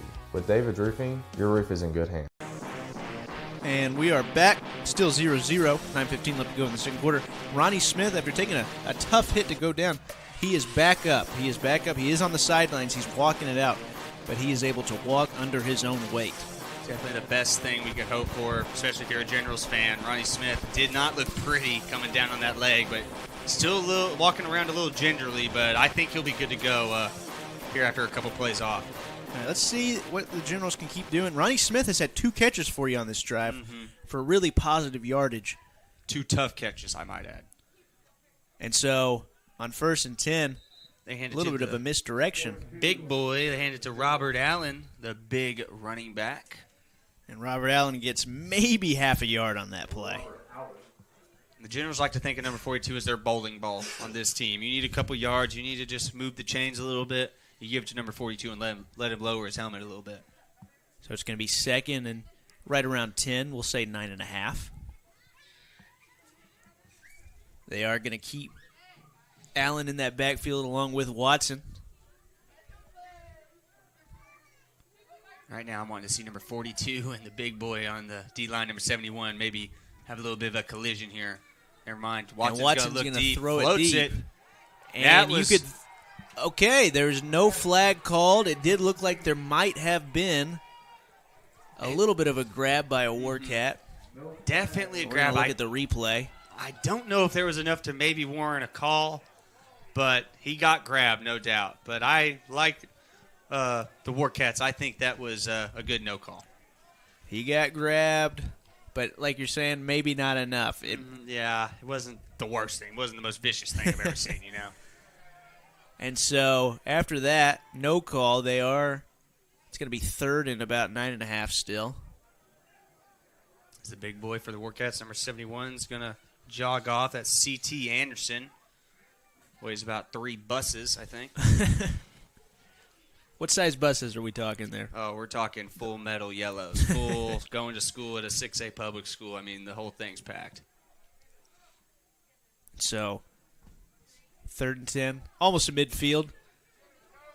See if Watson can do anything on this play as he takes a snap. He looks around, and he's got a wide-open receiver in the middle of the field. Oh, what it's a big hit at the end. Rico with a nice grab, but Smitty Wright, the old QB, able to come down and lay the wood, but big catch from Rico. That pushes us to 3rd and 1 right here. You called that at the beginning of this drive with Wright coming back in on defense. He looked like if he gets some speed behind him, it looks like it definitely hurt. Push you back a little bit. So it's going to be 4th and 2. Oh, it is 4th down. Sorry, folks. I thought it was 3rd. This is a big 4th down here. They hand it to number 5, and he gets grabbed at the ankles. I don't think he got there. They're not going to give it to him. That looks like number 5, Demarion Shepard, who is not able to get anything on that play. Several of the big boys up front for the Warcats are able to stuff him at the line of scrimmage. And the Warcats defense able to hold here. Great tackle from the D lineman, able to shed the block and just grab a couple legs and hold on to him. Pins him. They might have got a yard, but not the 2 they needed. So another turnover on downs here. And so another stop, and it is still 0-0. We have no points still, as Coach London is talking it out with the referees here. Don't know what exactly he's talking to them about. A piece of laundry came out, and I don't know if they called it on Coach London, but they're still pleading. They're still talking. And after all that, looks like Warcats are going to start at their own 45-yard line. Coach London's still out there right now, talking, and we're trying to figure out exactly what is going on here. First game of the season for everybody. Everybody's still trying to figure out exactly what is going on. And you know the refs got to take Coach London's, almost got to take Coach London's word for it, because he coaches and owns the Northwest Arkansas Generals since 2020, and also had a long very respected playing career. Played with the Oklahoma Thunder, the Rogers County Knights, shout out Rogers County, and then the Tulsa Stampede, which were a very well-known, very hard-nosed, respected semi-pro football team around these parts. But now Coach London leading the way for the Generals, trying to get his defense to make another big stop here. And I guess after a flag, the Warcats get even better field position to start this drive. I think they call it on Coach London because I saw it was the guy on the near side right here, and he was looking at Coach London's way while he was talking to one of his fellow Zebras. And all of a sudden you saw the piece of yellow fly. And so, time and time again, the Warcats have had good field position to start their drives, and the Generals and their defense have been able to stop them every time. And on first down, it's a pass outside to Devin Holloway. He gets a few yards on the play. Nice little shake and bake for about 4. Looks like he was tackled by Tony Mayo. It's going to be 2nd and 8 at the 38 now. After that quarterback change, the Warcats have been throwing the ball just a little bit more than they were before. Yes. But they still have a decent running attack. You know, I mean, their longest play of the game was by running back Rashawn Gates. He ran for about 30 yards on a play early first quarter. So they're able to do that balanced attack if they need to. Mm-hmm. And still been a lot of mistakes, but that run you're talking about definitely kind of opened up the offenses for both these teams. Kind of finally gave them that vote of confidence saying, yes, we can do this. We can get positive yards, be a productive offense. And Ramsey on second down. Just shifting both left and right, but ends up getting grabbed from behind and taken down by number 44. That is Dooley Constant, the nice tackle. Dooley Constant, first-class name right there. I like saying that. Took me a second, but yep, Dooley Constant, defensive end / linebacker, one of their harder hitters here on this Generals defense. Makes it 3rd and 11. I believe one of those players, it might have been Dooley, hit Ramsey so hard he didn't fall to the ground, but he went back maybe 3 or 4 yards, and then he was wrapped up and taken to the ground. Good defensive play by the Generals. 3rd and 11. Ramsey definitely would have had to have made a lot happen on that play to get any positive yards there because the Generals, they got a good bounce on that play right there. So they're going to go pistol set, or the Warcats got 2 receivers left, 2 right. You got Ramsey taking it back. And a nice snag there from number 46. It is a nice snag by Colby Gardner, but it's not anywhere close to the first down, so it's going to be 4th and 9. And I'm thinking, just going off trends here, Carter, I think they're going to go for it. I'm thinking so. They're 3 for 3 so far. I think 4 and 4 would be a good bet for sure. And I got to ask you one thing. Have you seen the Chain Gang have a 3rd or 4th down one time yet? No, I'm going to be honest with you. 2nd down, I swear. I believe that the chain is the first down marker is broken. Okay, the down in distance. That was kind of the conclusion I was coming to, but I just had to verify that. I believe it is broken. Down. Okay, glad we got that. I'm glad you said something too, because I wasn't too sure myself. I just kept looking. And they are going to punt it. There we go. Luckily, Ramsey can do it all. And it's a good punt by Ramsey. Boots and gets a great bounce. My goodness! I think he might have got it though. Oh. And the Warcat, he had it to where he could have stopped the Generals, put him within the 5-yard line, and it ends up taking a bounce into the end zone for a touchback. So the Generals are going to get better field position than they probably thought they were going to get. And we're going to take a quick break. Still 0-0. 3:52, though, left to go in this second quarter. Semi-Pro Saturday is brought to you in part by 950 Ways Graphics. Professional graphics for players, coaches, and teams. Trust the pros at 950 Ways Graphics and look them up on Facebook at 950 Ways Graphics.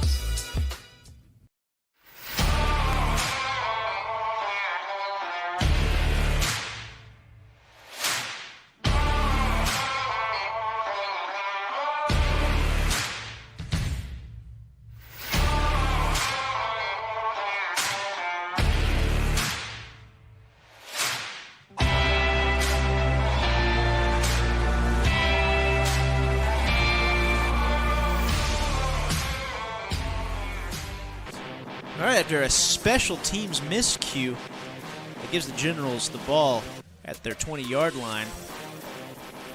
They've got 3:52 left to go to try and get something going here. And Watson on first down, he's scrambling around. There is a flag on the play. He's looking, and he scrambles, makes a nice little cut, and he's going to take a first down, but there is a flag on the play, and I think this is coming back. Quay doesn't even know it yet, but yeah, just a little glimpse of his talent right he there. saw Just his a speed. quick hop to the right, and he's gone. Able to pick up around 10 to 12, even though it is going to be coming back. Able to So see that his hold. agility, though, on that cut. That's why Coach London, oh no, Quay Thompson a little bit gingerly running back there. I think he might have rolled an ankle when he hopped out of bounds. He is asking to come out. And so, Here comes number 3, Denzel Franklin. your quarterback is number 3, Denzel Franklin. And as far as size goes, could not be any more opposite than Quay Watson. Definitely different personalities, Quay's different gonna play be okay. styles. But I will say I have seen Denzel Franklin. He is a load to bring down. So if he sees some daylight, that could be an automatic 3 to 4 because, like we can all see, I mean, you got to have a couple guys on him to bring a big boy like that down. So let's see if this changes anything scheme-wise for the Generals here. First and 20. If I'm Coach London, I'm just letting him air one out right here. And it's a high snap, though. And he's just got to fall on it within his own 5-yard line. I guess he thought there were just some guys coming in hot, so he just decided to take the loss and go down with it. So that is tough. That's not how you wanted to start. And it's already third down here, and they have not been able to get a minute off the clock yet. So the Warcats could have a little bit of time to make a decent offensive drive here if they can get the ball back. Yeah, because it is third and very long, right outside of your end zone for the Generals. And we'll see what they can do here on this play. As Watson, he's drinking pickle juice on the sideline, so it might just be a cramp. Oh, just a magical cramp. And it's a handoff. And he's lucky. Back when I played football, they made us drink a little shot glass of soy sauce. Oh, and my let me goodness. tell you, it was brutal. After about 3 of those, I had to tell Coach, you know what, I'll take my chances. You know? Yeah, I've never heard of that one. It That was sounds awful. miserable. It was not fun. I'm telling you, you could smell it from across the room. Oh, it was terrible. Bruce is able to get a little bit of yardage on that play, but it is going to be fourth down. They give his punter a little bit of room, and I mean they got a punt here, right? I mean, they have to, but it looks like they might not Have be. not seen Javon. Yeah, there's number 88 still on the sidelines. Maybe they're going to do the Warcat special and just have the quarterback maybe just put a leg under it. Now we could We're be about to wrong find here. out. It Oh, might yeah. be third down. They're going to let him run it out. What? I'm thinking it's got to be third down then. Mm-hmm. Must have been a miscue on our part. No, the defense is coming out. I don't know what they were thinking because I knew it was third down That because was- Quay got hurt, made it second down, had the bad snap, made it third, and then Okay, now the punt unit is coming out. yep, we were wrong. Sorry, folks. Yeah, that was on me. It was actually only third down. So now it is So I was fourth with you down. too. And so, like we have been saying, Coach London is a good coach. He does know the game of football. He is going to punt this one away. We were about to blast every single General, but instead, we're going to take the blame on this one. people. Exactly. We're going to be the good broadcasters we are and just take the blame and make sure that everyone knows we're trying our best and trying to make this game fun, which it is. I'm loving the defense we're seeing, but, guys, I could have sworn this was going to be a shootout just by seeing the Generals offense last week and the Warcats and how many talented guys they have on the offensive side of the ball. But we got 0-0 with just under 2 minutes left, Heath. You called it barn burner. Dotson called it 21-point favorite for the Generals, which these things can still happen. We have a whole half of football left to go. But right now, it is 0-0 with 1:56 left to go here in the second quarter. I figured it'd be a shootout, but instead we get the Battle of Verdansk because the defenses are just lighting each other up right now. And there is the big number 88, Javon, ready to punt this one away. Hopefully get the Warcats pinned near the 50. Just found out Carter Randolph, history guy, apparently. Love me some history. Watching a Japanese documentary on samurai right now. If y'all want to check that one out, definitely recommend. 5-episode piece. And Javon, he's able to get that ball off. was a But it's laser gonna be recovered beam. by a Warcat. But might have outpunted his coverage. He has some room, able to get to the He's got outside. plenty of room. And that is number 9, all the way down to the 10-yard line. Number 9, Devin Holloway, with a great return on that punt. Heard that name a couple times tonight. Devin Holloway, if anybody, has been kind of the difference maker for this team. Him and Ramsey, because like you said earlier, when Ramsey came into this ball game, this offense just started firing on all cylinders. Still, though, not able to get any points, though. And so what we do have is another possession for the Warcats in the red zone of the Generals. And you'd think this would be the time to get some points on the board, but I don't know if everyone's, but we only have 1:40 left on the clock, so the Warcats are going to have to put a little bit of pep in their step here if they want to put some points on the board, because like we've seen, no kicker whatsoever. So they need 6 or nothing. A little pep in their step. There was a flag on that play. Referee picked it up. And so they are going to start this possession at their 15-yard line. I would say I'm surprised, but at this point, I'm basically covered in yellow. I wish we should have a whiteboard in here so we could just keep track. I might every need to time. bring my own flag for next game. You might need to. Since how many we've seen today. They're running out of flags on the field, Carter. Be like that commercial. That's a flag. Grass is not mowed low enough. Luckily, they're on turf tonight, so we don't have to worry about that. Which had a little bit of a hiccup in one of our CMFL games over near Oklahoma City, but next week we will get that thing figured out.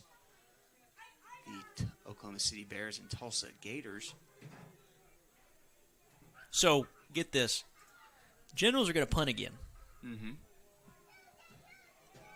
And let's see if Holloway's able to do what he did last time. And there's another flag on the play.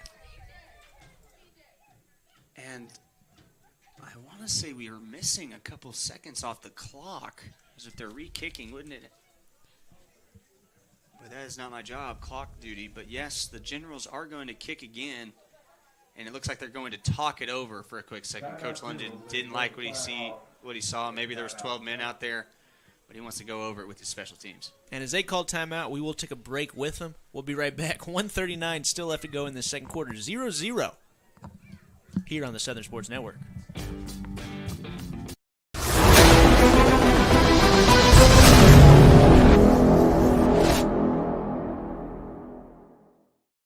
Semipro Saturday is brought to you in part by 950 Ways Graphics. Professional graphics for players, coaches, and teams. Trust the pros at 950 Ways Graphics and look them up on Facebook at 950 Ways Graphics.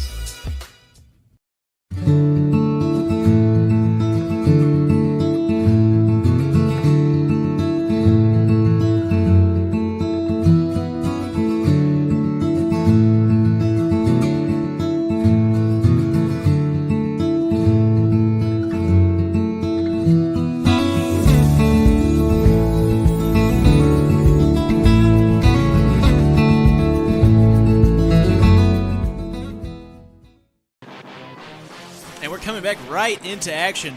This time a lot better punt for the Generals. And Holloway loses yardage. And they're actually going to start this drive, the Warcats are, at their own 49-yard line. And that's why hang time is a thing on punts. Because you saw that last one, a line drive, and Javon outkicked his coverage, as they say, because Gates had just enough, or Holloway had enough room to just cover the outside. But that second punt gets a little air under it, lets his defense work their way down the field, able to contain him and pin him near the 50. And so they are going to have to worry about clock here a little bit. There's less than 90 seconds left to go in this first half. And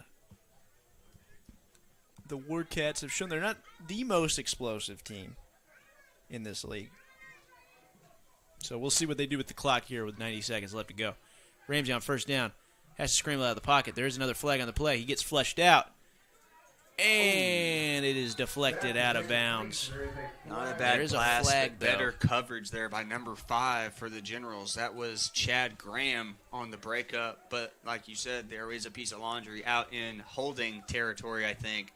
And yes, it is. It is going to be coming back 10 on the Warcats. It's going to make it 1st and 20. So you lose 10 yards, you lose 10 seconds. And I think that might kill any sort of plan the coaches had on this drive. And I would like to think that they're probably going to try and just run this one out, maybe get themselves into their locker room and just kind of get some changes, some game planning here for this second half. Generals are going to kick off in the second half. So the Warcats, because remember, they recovered the onside kick to start this game. Yeah. So they do get the ball to start the second half, so that might change a little bit how conservative they go with these last couple plays. It's hard to forget that one. Old boy for the Generals got a football to the face within 5 seconds of the football game. Welcome to the season. Yes, sir. CMFL action if I've ever seen it. And right back in at quarterback, it's a screen pass and a giant hit, and they do call a fumble, and the Generals recover it. Hunter Hargrist with a nice little flare out as a running back, gets some yardage, but ends up getting the stick laid on him, and the Generals end up getting the ball on the fumble. Yeah, Nick Harris got waylaid. And I'm about to lose I think I only got 2 fingers left to count how many turnovers there have been in this game. I mean, this has been a defensive just battle here in Greenland. Defensive battle. That ball is slippery out there, it looks like. Must be. Gotta be. It hasn't even started raining yet. And that is something. The weather, there is talk of storms coming in at some point, but the weather is held off really well. And like you said, kind of perfect football weather right now. I would say. And this, I know everyone likes fireworks, likes touchdowns, but this has been a good football game here so far in this first half. Definitely want to see a 7-7, 10-7 something, but the defenses are working hard. The offense is just trying to get their feet under them. I'm proud of both teams, and I can't wait to see what changes, what game plans the coaches come out with for the second half. On first down, Watson is back in, and he gets sacked. That's number 34 and he for looks the ginger Warcats. Again. Yeah, he's going to start walking off. That's Henry with that sack. Quay is just not right now. Something is bothering him with that leg. Yeah, it looked like, he was drinking pickle juice on the sideline, so you got to think it's cramps or something. And now, he's struggling. He's back out.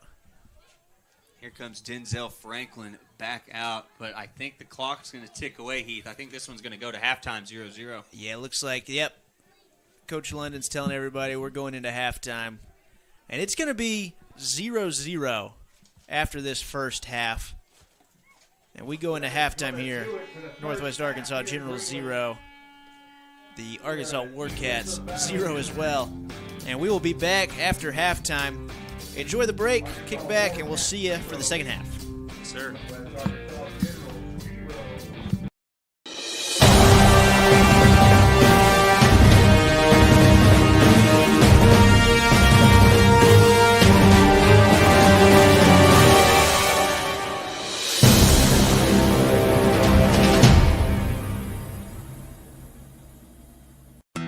Since 1941, the Dickey's family has been smoking the very best quality meats, low and slow, for 14 hours every day.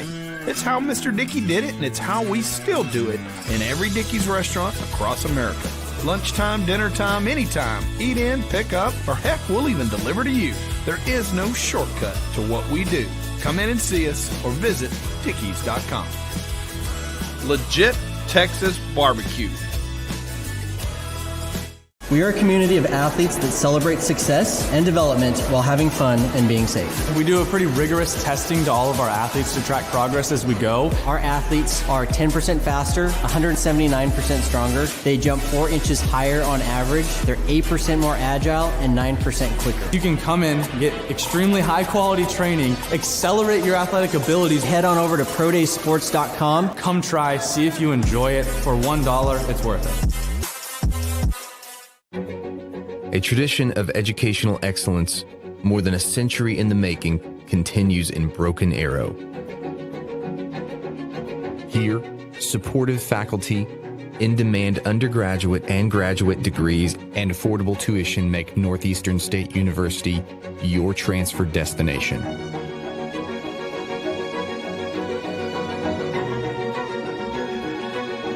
Finish what you started. Located in downtown Prairie Grove, Prairie Grove Auto and Farm Supply has been serving the community since 1983. They carry a large selection of inventory to keep your automobiles and farm equipment running smoothly year after year. As a local, family-owned auto parts store, they are thankful to this community for 40 great years and look forward to serving you for 40 more. Go Tigers! My story isn't that different from a lot of people that grew up in a small town. My dream was always to play baseball, but as a kid, it's hard to prove yourself when you're so far away from the big leagues. When no one else thought I was good enough, our community did. From family to friends, coaches, and local businesses, my community built me into the player that I am today. And I'm just getting started. When you have the support of a community, anything is possible. First Community Bank, where community comes first. There's no place like home. Whether you live in Oklahoma, Arkansas, or Missouri, Realty Mart USA is your go-to real estate company for residential, commercial, agricultural, or land.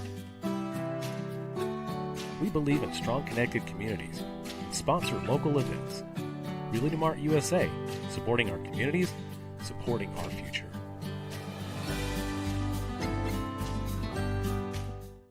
I can feel the warmth deep down in my bones. I know that I am home. I miss him too. Love brings us here. Together's where we all belong. You're my home. My home. The roof is a home's main defense against the elements, so services like upkeep, repairs, and upgrades are vital. David's Roofing is the only roofing contractor in Northwest Arkansas that has the prestigious Select Shingle Master rating from Certainty. With David's Roofing, your roof is in good hands.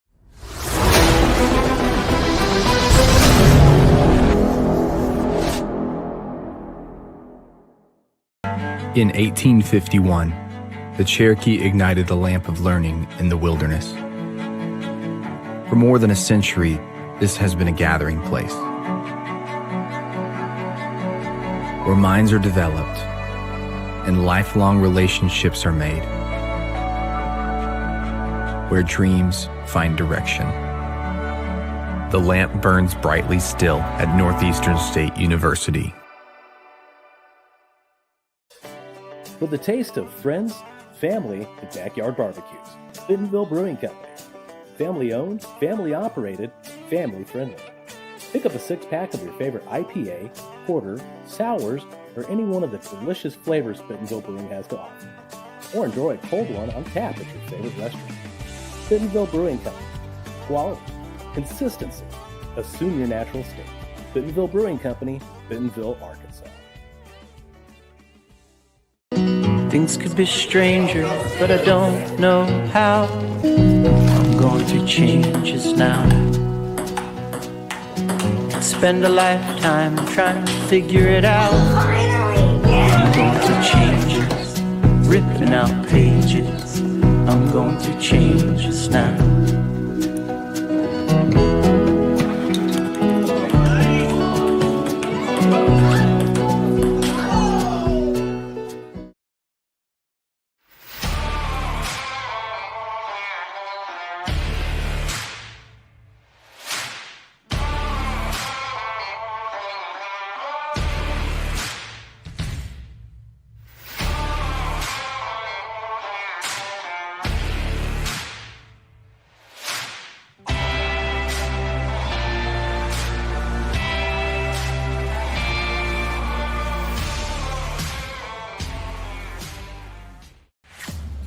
Some might say I'm an ideas guy. I'd like to think of myself more as a doer. I like to make things happen, both for myself and for the people my businesses serve. Signature Bank has been crucial in that for me, from starting my moving businesses, to expanding into mobile minis, all the way to our current office and warehouse space. Signature has advised and supported me every step of the way. I can feel the warmth deep down in my bones. I know that I am home. I miss him too. brings us here. Together's where we all belong. You're my home. My home. The College of Education at Northeastern State University prepares educators, mental health providers, and fitness or health professionals with undergraduate and graduate programs. Choose from degrees in elementary, secondary education, special education, health and human performance, psychology, and more. Be ready from day one at Northeastern State University.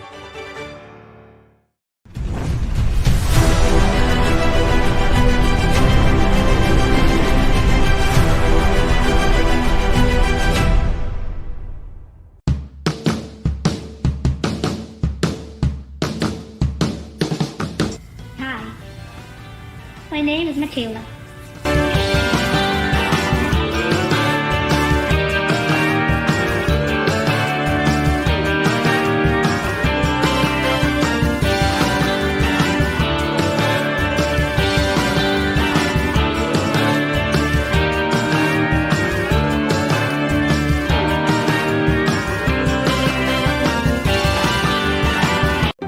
We are computer science pros, chemists and lab technicians, health professionals, mathematicians, and science educators. We are the Greg Wadley College of Science and Health Professions at Northeastern State University. Choose from degrees in natural sciences, health and pre-health professions, mathematics and computer science, and more. Discover the possibilities at Northeastern State University. Mowing your yard just got easier.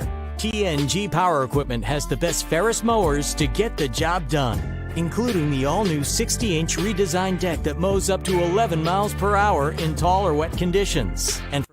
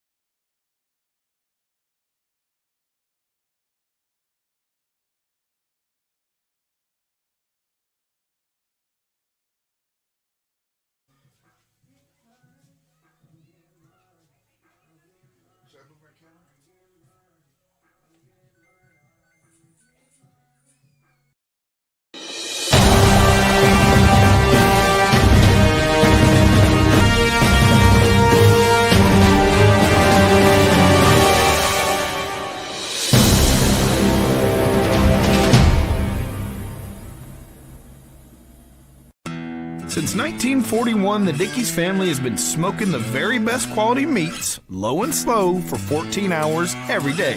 It's how Mr. Dickey did it, and it's how we still do it in every Dickey's restaurant across America. Lunchtime, dinner time, anytime. Eat in, pick up, or heck, we'll even deliver to you. There is no shortcut to what we do. Come in and see us or visit Dickeys.com. Legit Texas barbecue. We are a community of athletes that celebrate success and development while having fun and being safe. We do a pretty rigorous testing to all of our athletes to track progress as we go. Our athletes are 10% faster, 179% stronger. They jump 4 inches higher on average. They're 8% more agile and 9% quicker. You can come in, get extremely high quality training, accelerate your athletic abilities. Head on over to prodaysports.com. Come try, see if you enjoy it. For $1, it's worth it. A tradition of educational excellence, more than a century in the making, continues in Broken Arrow. Here, supportive faculty, in-demand undergraduate and graduate degrees, and affordable tuition make Northeastern State University your transfer destination.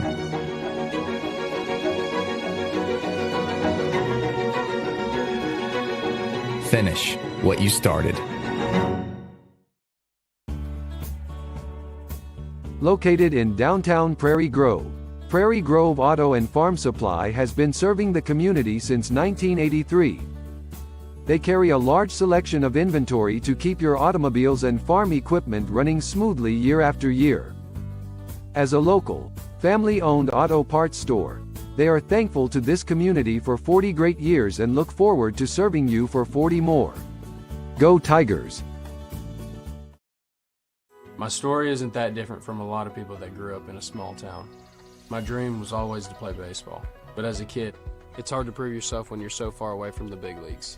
When no one else thought I was good enough, our community did. From family to friends, coaches, and local businesses, my community built me into the player that I am today, and I'm just getting started. When you have the support of a community, anything is possible. First Community Bank, where community comes first. There's no place like home. Whether you live in Oklahoma, Arkansas, or Missouri, Realty Mart USA is your go-to real estate company for residential, commercial, agricultural, or land. We believe in strong connected communities and sponsor local events. Realty Mart USA, supporting our communities, supporting our future.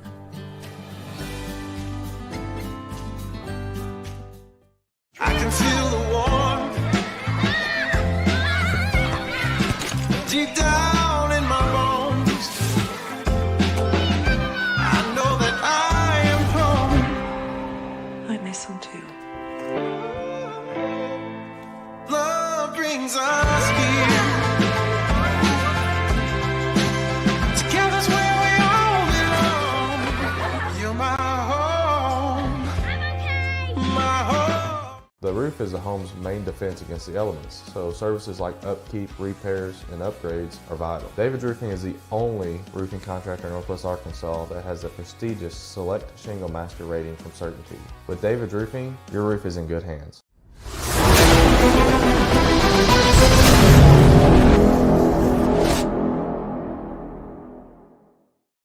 In 1851, the Cherokee ignited the lamp of learning in the wilderness. For more than a century, this has been a gathering place where minds are developed and lifelong relationships are made, where dreams find direction. The lamp burns brightly still at Northeastern State University.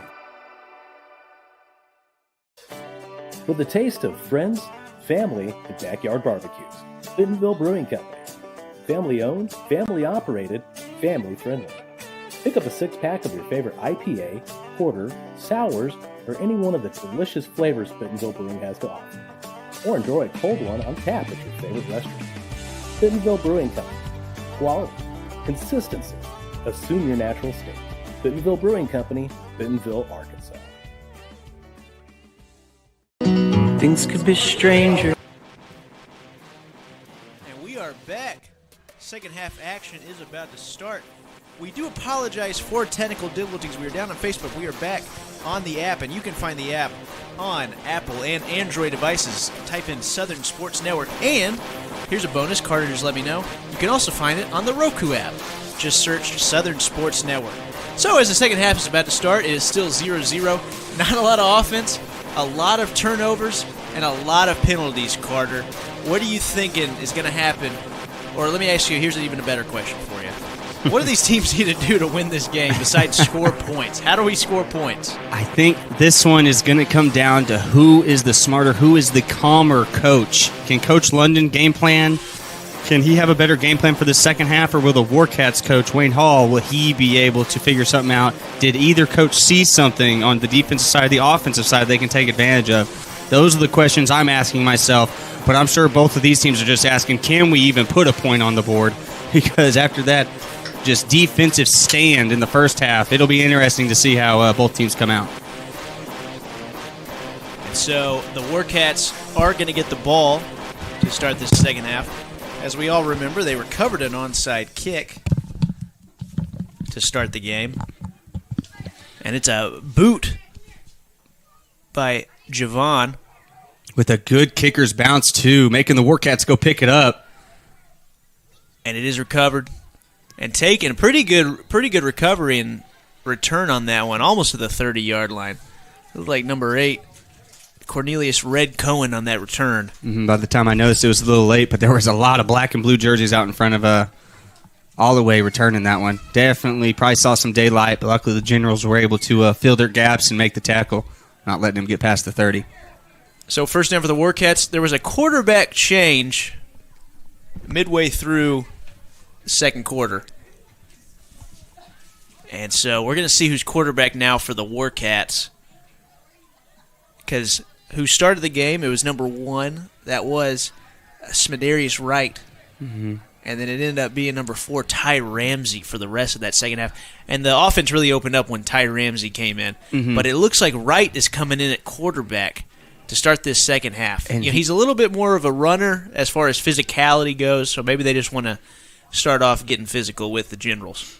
Get the run game developed here early in the third quarter, but I am surprised by that, Heath. I mean, the way Ramsey was flowing, you'd think they want to keep him out there, but I think you hit the nail right on the head, get that running game going, kind of get this Generals defense on their heels a little bit. So it's right in the backfield along with Rayshawn Gates. And we're about to get started here. Start this second half. After that kick return. And so the refs, as always, and they're going to throw a flag here. I'm trying to figure out what the flag is. I'm going to say it's probably unsportsmanlike conduct. Looks like the coach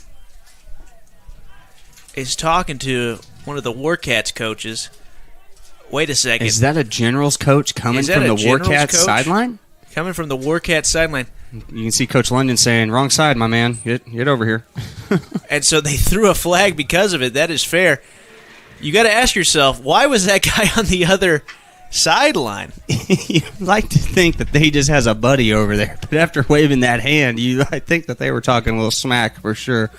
But now we have everyone on the right sidelines. I think we're ready to get this one going. Just another Saturday night in Semipro football. And there's a lot of jawing going on right now. Looks like there still is. And now Coach London's making his way to the other side.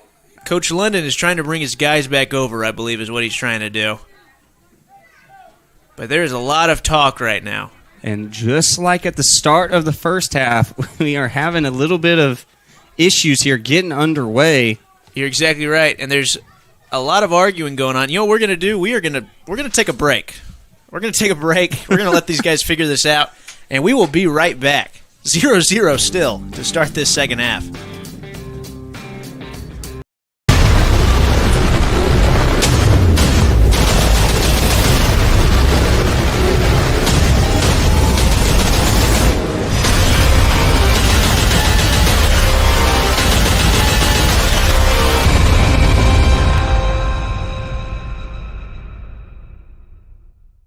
The roof is the home's main defense against the elements, so services like upkeep, repairs, and upgrades are vital. David's Roofing is the only roofing contractor in Northwest Arkansas that has the prestigious Select Shingle Master rating from Certainty. With David's Roofing, your roof is in good hands. Okay, so we are back, and you're seeing camera footage as the two coaches are talking to each other with the ref. There's a lot of jawing going on. And Carter, I'd be lying if I said I knew exactly what was happening. At first, there was a coach that looked like he was with the Northwest Arkansas Generals on the sidelines for the Arkansas Warcats. Mm-hmm. He then was asked to come over to his actual sideline. A flag was thrown as well. And now you have a few coaches out on the field talking with the refs at about the 40-yard line. Carter, what is going on here? Heath, that is a good question, my man. The only thing I can think of is just maybe the chirping has gotten a little much. Maybe they both came out of their locker rooms and just kind of were just talking a little smack, and maybe these refs are just trying to get the game back under their control, because I can't imagine there's been a bunch of flags this game, kind of been a rough football game so far, but I just can't imagine what could have happened in that 20 seconds they were out there. There are also two Northwest Arkansas Generals players right in the faces of Arkansas Warcats over there on their sideline. I've never called anything like this before. No, this is a first for me too, man, and that's what you get when you see CMFL action. You never know what's going to happen.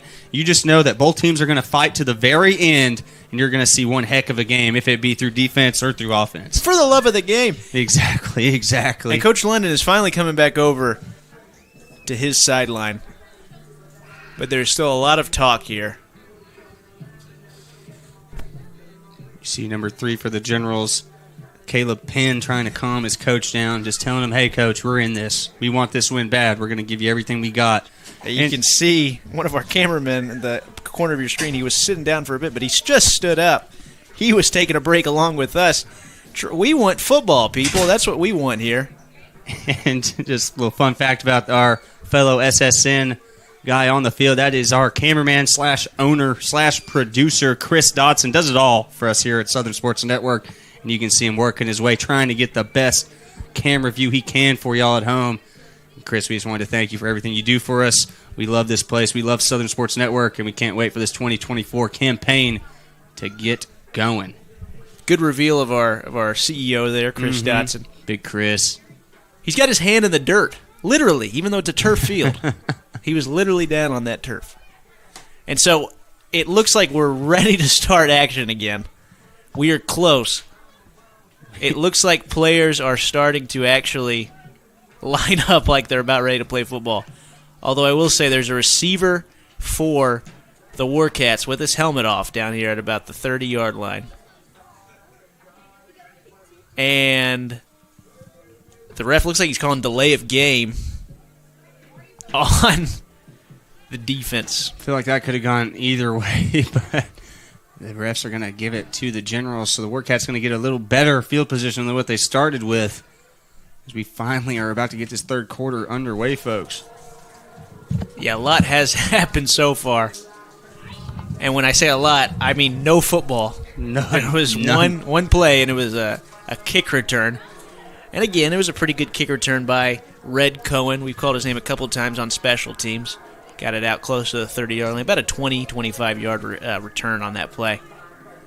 But we have had no play from scrimmage to start this second half. And they are still talking. Yeah, and the guy in the hoodie, the coach, he's going back to the other sideline now. So I wish I could tell you what is going on here in regards to that guy. Okay, he's picking up the chain. Okay, this makes sense. But why walk it all the way back over here? Weird happenings here at the start of this third quarter, but we are. Finally, we got football, and Gates takes the first down handoff, and he gets about 3 yards on the play. So after all that, not too bad. Not bad at all. That was a big hit by, I think, Dante Javon. As he's down, he laid the pipe on that running back, but he might have taken the blunt of most of that. We've called Javon's name a lot. He's kind of your Renaissance man, your Swiss Army knife. He does it all. He punts, he kicks, plays defense. Sorry, Heath. I thought it was Javon. Is actually the actual Swiss Army knife here for the Generals team. DeMarco Hubbard. There we go. Does it all for them. But my bad, leading you down the wrong rabbit hole there. Oh, you're all good. Right on second down. Pass complete to his receiver outside. He's close to that first down marker, and it looks like the ref is going to give it to him. And I know it doesn't seem like much, but that's a big throw for Smitty Wright, number 1 for the Warcats. He had trouble throwing the ball there in that first half, and for him to get that first completion on that first throw, that might be able to jumpstart him, get him into a little bit of a groove. It looked like that was number 80, Jacob Howard, on that catch there. One of your big-bodied receivers. They have size at that receiver position, do the Warcats. Just by the eye test, this Warcats team just has about everything. Size on the O-line, a good arm at quarterback, size at receiver, and speed at receiver. Another pass complete. Wright comes out of the gate with 2 complete passes, this time to number 5. That's J-Mo. Again, that's J-Mo Alvis. And he's close to that first down marker. It's going to be second and short. Basically the same route there on back-to-back plays, and Smitty, liking that throw, able to complete both times, basically right into the pocket. And so a little bit of a good rhythm after that long delay. And on second and short, Wright's going to take the snap in the shotgun. He's throwing deep. Throws a laser, and it is a complete catch on the sideline. Is that Alvis again? I think so. What a great catch by the receiver. Again, that is J-Mo himself. And we're going to see it on that replay. Great pass. You can see Smitty eyeballing that receiver the whole time and sees the one-on-one, sees the safety's a little too far out in the middle of the field and just hits that back shoulder throw, and it's on the money, and that's a nice little 25-yard gain. Yeah, that back shoulder, that's one of the hardest throws in football. Mm-hmm. Oh, definitely. And if you can get that down, you can make that pretty consistently, you're going to be in a good spot. I think that might have been a busted play, but Smitty's just pushing on through. Smitty Wright down within the 5-yard line. He's going to be pushed out right at about the 5. And, man, you talk about a guy who is coming out of the gate swinging. Mm-hmm. What a way to start the second half for Smitty Wright. I think he might have taken that QB change a little bit personal in that first half, and I think he's kind of a man on a mission here, and he wants to show people I had the number 1 spot for a reason to start opening day. He's had 3 good completions. Nice run there to make it first and goal at the 5. Mm-hmm. Now, a problem for the Warcats in that first half. We talked about it a lot, and let's bring it up again. They were never able to score when in the red zone. They had 3 opportunities in that first half. Let's see if they can do something here at the 5-yard line. If they had a guy who could kick it within the 20-yard, 25-yard mark, I mean, they'd be up 9-0, potentially 12. So, I mean, that's 2 possessions. Definitely points that they wish they had right now, but let's see if they can take advantage now because this might be the best field position they've had all game. And so, nice tackle there from number 15. This is Randall Champion. Yeah, scratch that. Jacob Bruce with the nice tackle. Jacob Bruce also plays a little running back for him, too. Mm-hmm. Nice tackle for a loss there. And, you know, we were talking about Smitty Wright and all of his accolades. Guess who's in at quarterback right now? It's Ty Ramsey, number 4. Ty Ramsey. That just shows you how much we know about this Warcats offensive style. They are just switching in and out at will right now. And that just shows you that the coach for the Warcats has a game plan, and he is trying to implement that into this third quarter. You got Rayshon Gates again in that backfield behind Ramsey. Handoff is to Gates. He takes it inside, gets a good run, and he's out within the 5-yard line. He's at about the 4, maybe the 3. And if the O-linemen keep opening up holes like that, the Generals could have a long second half because that bus could have driven through that thing. Luckily, the linebackers for the Generals were able to close it, but not before the Warcats could get about 3 yards. So it's going to be 3rd and goal at the 4. And the Warcats have not had great success on 3rd down. So let's see what they can do here. Ramsey takes snap, handoff again to Gates. There is a flag on the play. He also loses about 3 yards. And so we're going to see what the flag is. Gotta think it's holding here, Heath. And if it's holding, you probably accept it, right? And go 3rd and long. Mm-hmm. So we're going to check that one back real quick. It's hard to tell. That flag was thrown immediately when that play started. But usually on that sort of thing, it's either, like an illegal formation, sometimes holding. Yeah, I didn't even think about that. Definitely could have been illegal. But that's kind of the bread and butter of that pistol formation. You got a big running back, you get him that extra lead blocker, and you just have him run downhill and try and push the pile forward, especially when you're that close to the end zone. So don't be surprised to see that again. And so that flag looks to be on Looks like it was the on Generals. the Generals, yeah. And we're trying to figure out what that flag is. Maybe offsides? And it looks like they're going to call offsides on that. That is going to push him half the way to the goal line. And so right back in at quarterback. This time he he's going to let keeps it Smitty to the right side, and he walks into the end zone. That's the first touchdown of the game, and it's for the Warcats. Smitty Wright doing it all on that drive, and he gets to capitalize and punctuate it with a 4-yard run to end it. Nice little QB power to the right side. Smitty, a big body just like Ramsey, just kind of finds that hole and just kind of wiggles his way right through, kind of untouched. Then you see him high-stepping once he gets into that end zone. What a good play from Smitty. And finally, some points on the board. It's 6-0 here in Greenland. 6-0, and they were able to take off almost 7 minutes on that drive as well. Definitely probably the best scenario of a first offensive possession for the Warcats. Killed time, got points on the board. Nice stiff arm there from number one. And pretty much tried to do the same play on that 2-point conversion. And they do not get it. The Generals are able to hold and just still make it 6-0. And so, with 8:21 left to go in the third quarter, Arkansas Warcats 6, Northwest Arkansas Generals 0. We'll be back after the break.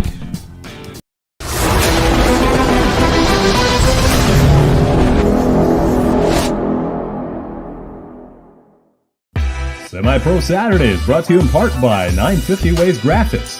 Professional graphics for players, coaches, and teams. Trust the pros at 950 Ways Graphics and look them up on Facebook at 950 Ways Graphics.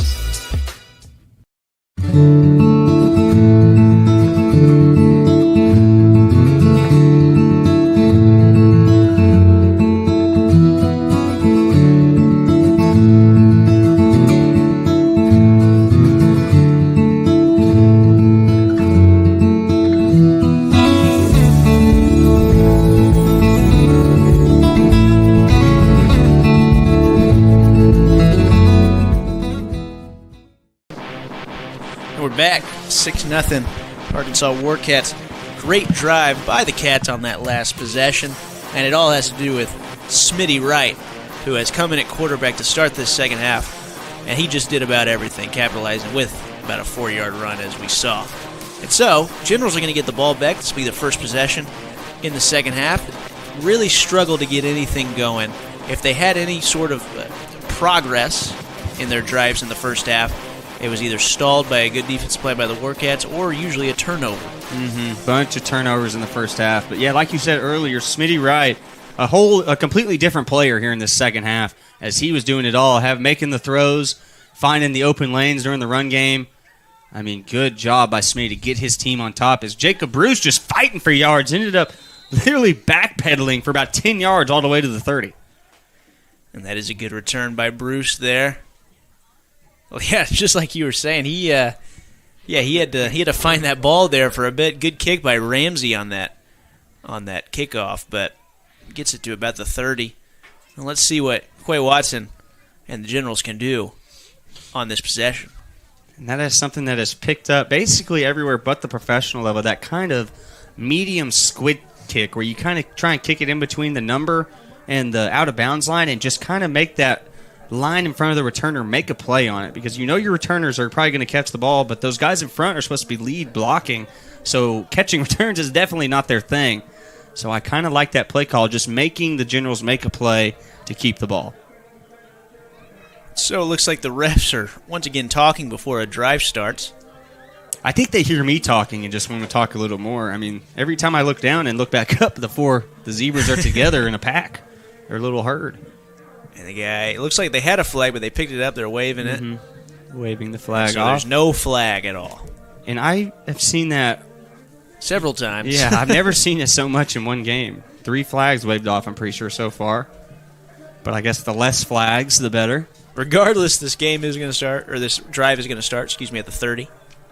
And this is a big offensive drive here for the Generals. I mean, after just a standstill in the first half, the Warcats come out on their first drive, kill 7 minutes, and put the ball in the end zone.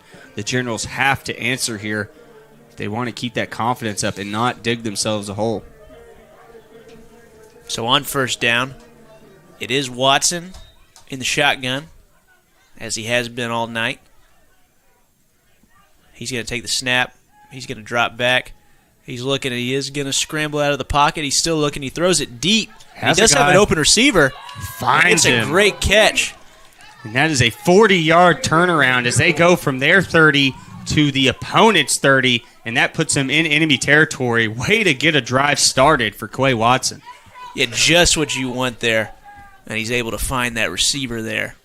And that was the best I've seen the offensive line hold up. I mean, he had to push out the left side of the pocket, but usually he's been running for his life. That time it did hold up a little bit, gave him a little bit of time, and he was able to let his receiver work his way open across the field. And that's that response you were talking about. Yeah, they needed something like that, Heath. I mean, a 3-and-out would not have done it here. They needed to have these Warcats respect them a little bit, and I think that might have done it. And I believe that was Ronnie Smith on that big catch. Heard his name a couple times, started heating up late in that second quarter. Big play here on the first drive here for the Generals. So, Watson again. Pass complete again. Or this time to McGee, excuse me. And so, it's going to be second. And Jordan McGee, number 29. It's going to be second and about 2. Nice play call. Just get the tight end outside the pocket and let him just make a couple moves. And just like this, second half, the offenses are starting to click. Mm-hmm. Tale of two halves so far. Defensive battle in the first half, and right now the offenses are saying, wait, hold on, it's my turn, son. Sit back and watch. Watson takes the shotgun snap. He's looking, and it's an interception. Read perfectly by number 8 for the Cats. Red Cohen. We've called his name a couple times. Bad throw by Watson there. Mm-hmm. And that's where the inexperience comes for Watson. He is a quarterback turned from receiver, and I think me and you could both see that he eyeballed that receiver from the get-go. I think everyone in the stadium knew where he was going with that one. And definitely the Warcats defender who's able to pick it off and get another turnover for his Warcats team. We did have a touchdown-saving tackle, though, by that Generals receiver there. Luckily, one thing this Generals team does not lack is speed. So I don't think it would have been tough to outrun Rico Howard right there. And so, right as we said, this offense was starting to find its rhythm.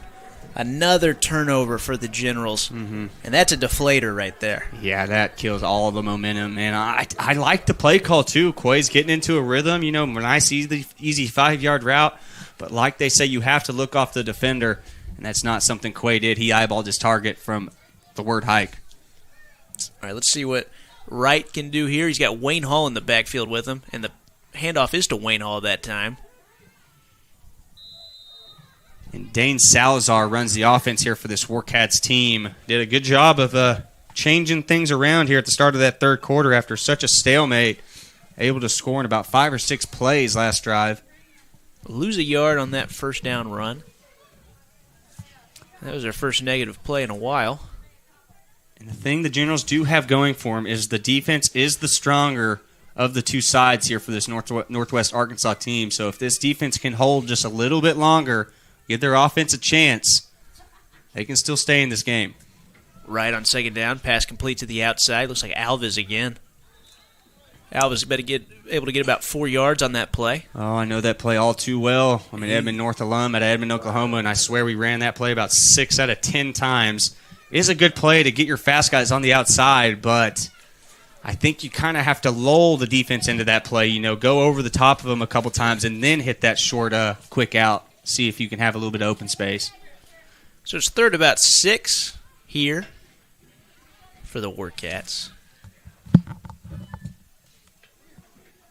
Looking over to the sideline, see what Coach Salazar is calling up for them to run. Right. He's going to line up in that shotgun. He's still got Hall flanked to his left. Wright takes the snap, and he had an open receiver. Did he catch that? No, the ball hung up in the air, but ends up falling to the ground. Scary play right there for the Warcats. Would have been a momentum changer. Ball bobbled several times, and it was nearly intercepted. So it's going to be 4th and 6 here. You got to think they are going to punt it with this sort of field position. No way they're going for it. Yeah. Although you'd be surprised sometimes with the Warcats, but it does look like Ramsey, their punter, is coming in, and they are going to punt this ball. You never know what tricks these coaches have up their sleeves, but after taking such a slim lead, I think you got to play the field position here. And so there's a whistle on the play. I believe that's going to be a timeout.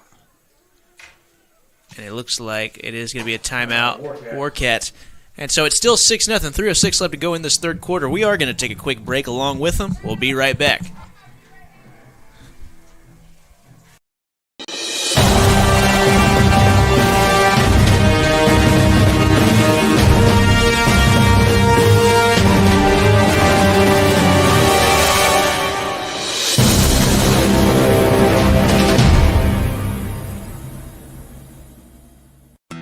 Since 1941, the Dickey's family has been smoking the very best quality meats, low and slow, for 14 hours every day.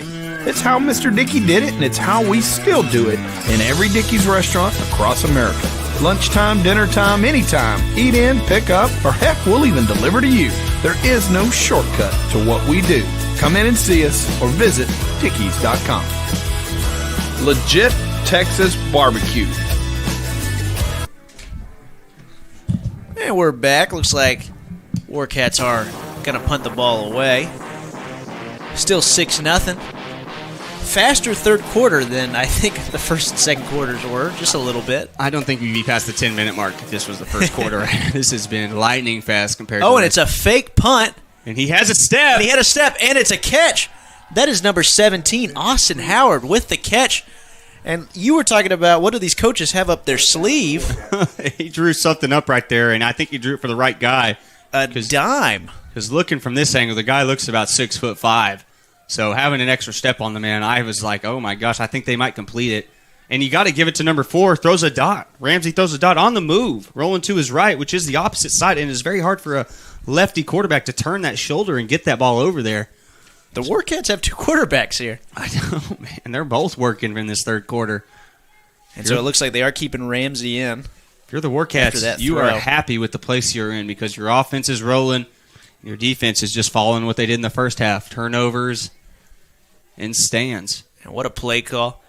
And it's actually Wright that was lined up as the running back, and he has a great run. He goes for about 15 yards on that play. It's a first down.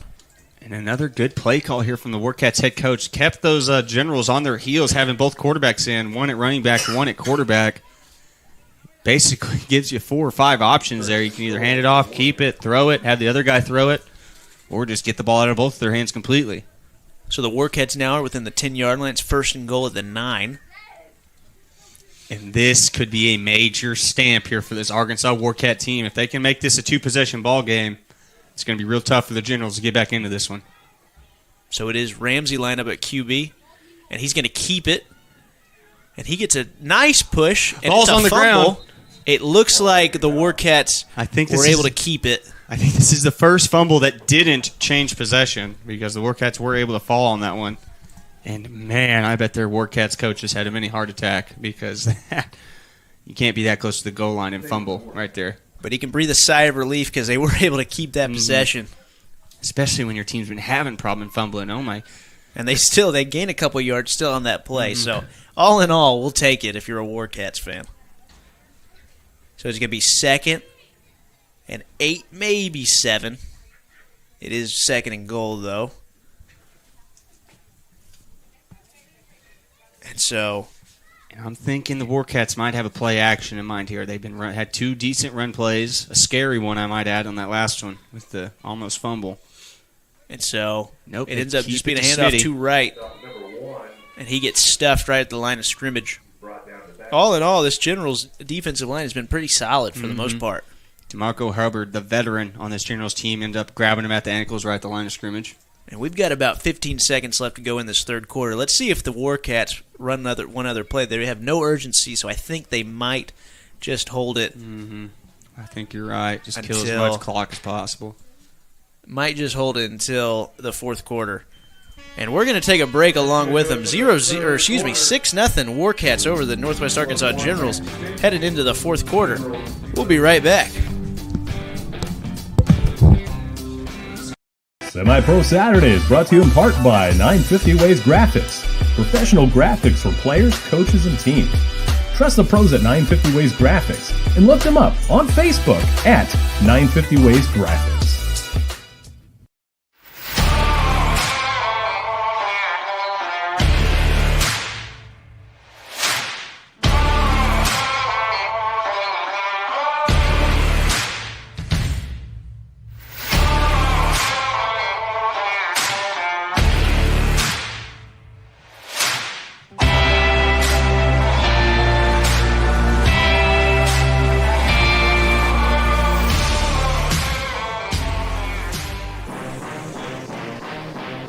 And we are back. The Warcats have the ball within the 10-yard line to start this fourth quarter and a 6-point lead. And it was all thanks to Smitty Wright. And actually, we'll just go ahead and promote both quarterbacks here for the Warcats. You had Smitty Wright and Ty Ramsey, who both came up big on both these couple drives here in the third quarter for the Warcats. It's the Smitty Ramsey show so far, and this, my friends, are where men are made. It is the fourth quarter here in opening day. It has been a great backyard bowl here at Greenland High School in Arkansas. Generals Warcats having a battle right here. Warcats up 6-0, but have a chance to push their lead to 2 possessions if they can just power this ball into the end zone as they're on the 5-yard line in Generals territory. For the most part, the Generals have done a good job of holding the Warcats out of the end zone, especially when they've gotten to the red zone. They've only been able to convert 1 time out of 5 chances in the red zone the Warcats have. So it's still anybody's game for sure. As we Let's see what can happen here. As we were talking about earlier in the broadcast, the Generals pride themselves on their defensive ability. And with guys like Radarian Cobbs and DeMarco Hubbard, I mean, they have guys who can hold down and basically change a whole game by themselves. So let's see if they can do it one more time with their team in dire straits right now. And we are going to call a timeout. Timeout on the field. I don't think the coaching staff for the Warcats liked what was going on there, and so they call it quick timeout. Well, I don't know if you saw, there was a late General player running onto the field, so I think they would have got 10 men or 12 men on the field. So I think you're right. Good Coach call. London had to waste that one, and as you can tell, he's going to go yell at somebody for it. Good call, good call. He's walking way out of the field. I'll tell you, that's another different thing about semi-pro. You don't see coaches that far out in college or high school or any sort of level except for right here. I tried to tell you, Keith, sometimes your coaching nature gets the better of you. And right there, Coach London, he doesn't care if it's in the middle of a game. He needs to tell his guy, don't do something like that again, all right? Yeah, I'm sure that's exactly what he's saying. Oh, I'm sure he said, go take someone's head off, my friend. As now Coach London's about to be in the play. Schmitty going to roll out left. Rolls out left, and it's intercepted right at the goal line. Tip drill at its finest. Hits a defender right in the chest, bounces off his chest right to another General. Great assist on that play there. And this is a ball game again. Like we said, anybody's game. And good defense. You said Coach London likes to rely on his defense here. And they came up big getting that interception in the red zone. You never like to see that as a head coach. You're rolling out left and throw back to your right. It's just tough for a quarterback to do because you can't see all those guys on your backside, all those defenders. And I'm sure when he looked up, there was nothing but a black and blue jersey there. But by the time he got the ball out of his hands, the Generals had rotated, and they were right in front of it to take the ball away and get another turnover, my friend. And so, looks like, though, they are going to get this ball right at the goal line. This is going to be a tough spot for the Generals to start their possession. But let's see what they can do out of this. You've got Watson lined up at quarterback. This is when you need your quarterback number 10 to make a play for you. He's scrambling around, trying to find something. He is able to get out of the end zone and get several yards on the play. He definitely gets a first down there. What a run by Quay Watson. Exploded through that hole. And when I was looking, it looked like a hand might have grabbed a face mask, but I didn't see any laundry come out, so he must have not grabbed it very hard. But good job by Quay Watson, able to get his team out from the danger zone. Were they on the 2 or 1? 2 or 1, somewhere around dangerous, there. Dangerous game right there with only 14 minutes left in this ball game. Exactly what you needed. Mm-hmm. Exactly. Now I want to see Quay Watson complete a throw like he did on that last possession. See a guy downfield and hit him. He's scrambling. He's looking. He is going to take off, and he gets about 3, maybe 4 yards on that play. Way to make something positive out of that. He literally juked for 3 yards right there. Yeah. Wasn't going to get a yard, and then just a little shake and bake to his left, and next thing you know, it's 2nd and 6. So a good couple plays here for Quay Watson and the Generals. Depending on who you're more of a fan of in Talladega Nights, you could either refer to that as the shake and bake move or a little bit of the Magic Man. A little Talladega Nights reference. I'm going to go Magic Man. I like the Magic Man too, man. The hand signs for shake and bake were nice, but there's something a little bit crazy about a Magic Man, you know. So we get 2nd and about 5 here. Wide splits here from the receivers. A little bit of a delay. Looks like some sort of counter. And that is, what's our guy's name? Jacob 15, Bruce. Bruce. Thought he was going to running all over the field, and he gets a first down. Yeah, gets spun around and able to inch his way for another 5 to 7 yards. And I think it's going to push the chains once again. Jacob Bruce, he's been running hard all night, and he gets rewarded again with another first down. And when I talked to Coach London, he really wanted to get Bruce and Powell involved. But so far in this game, I've only seen Bruce. So it makes me think if Dante's maybe got a little bit of an injury or if this game plan just really didn't work in his favor. 1st and 10 now for the Generals. Seeing some progress on this drive. Mm-hmm. Watson passes it outside. Pass is complete. Rico Howard with the play. Been waiting for him to make a move. Rico Howard. He gets close to that first down, but there is a flag on the play. And I think that's going to be a hold. Loved the play call there, but just, too much grabbing, huh? A penalty is going to bring it back. It looks like there's a Warcat down. That's number 27, the middle linebacker for the Warcats. There's a Warcat down. There is an injury. And so as they tend to the injured player, we are going to take a quick break. Still 6-0, 12-18 left to go. Generals have the ball. That dude's name's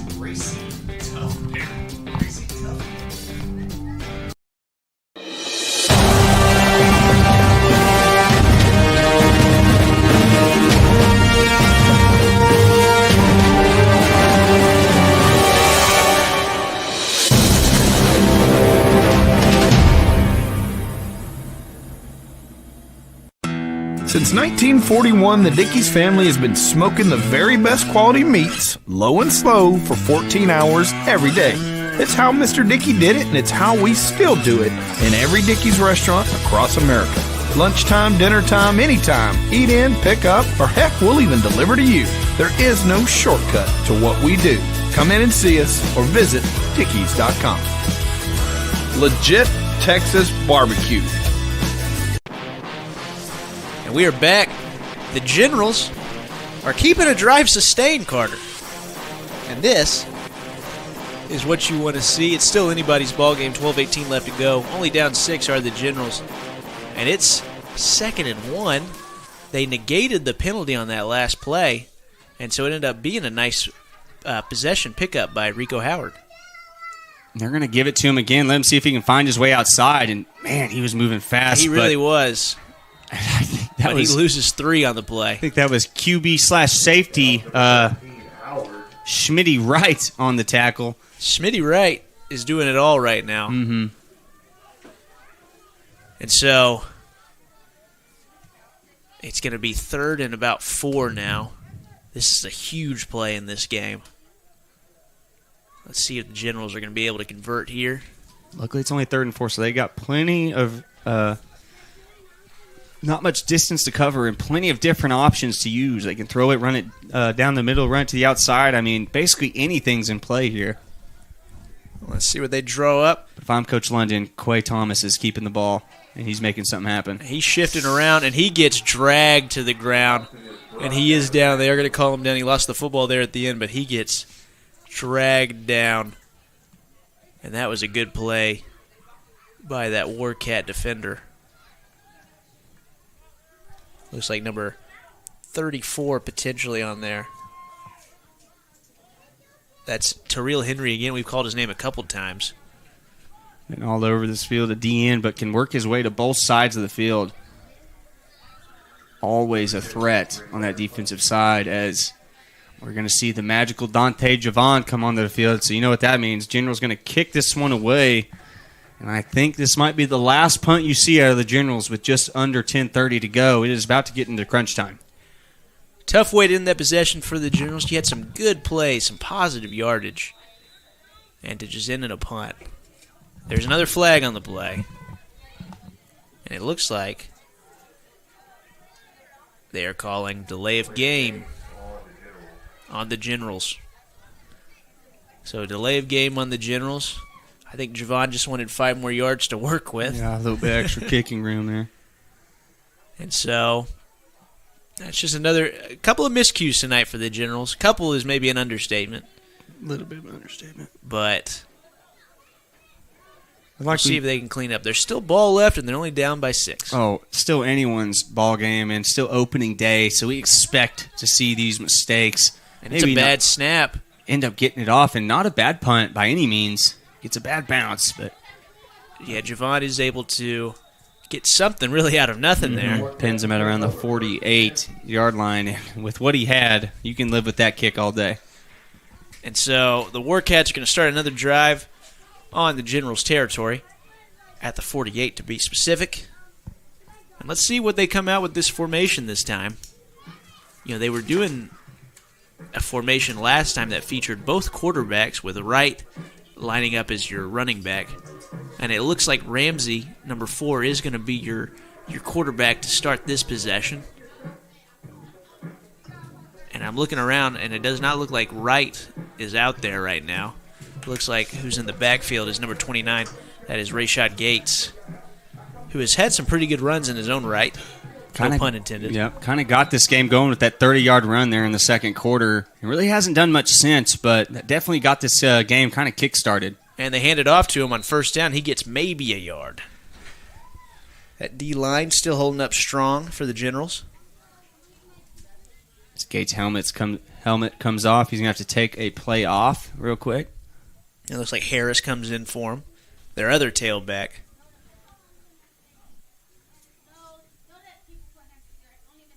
So it's going to be 2nd and 10. They're going to give him really no yards on that play. Generals maybe a yard. Maybe. I think they did. And a good throw by the ref there. I don't know if we caught that on the camera. I bet we did. Took him back to his old glory days right there. He just had flashbacks in his mind as he threw that ball. Imagine the 10-yard slant he ran. Ramsey, he's going to look back. He does complete the pass to number 89, but there's a flag on the play. I'd imagine it's coming back, but a nice tight throw right there from Ramsey. 3 red jerseys around him, but still able to find his man. But it probably is going to come back here. And they are going to call holding. And so positive yardage is negated by another penalty. And the Warcats are going to take 10 yards back. Every time it seems the Warcats are trying to get out of reach of the Generals, something happens to shoot them in the foot and just get this game kind of back to square. Just like we've been seeing, the Generals have hope once again if they can just get a defensive stop and leave a little bit of time on the clock. So there's 8:30 left to go in this game. You don't have to worry about milking the clock yet if you're the Warcats.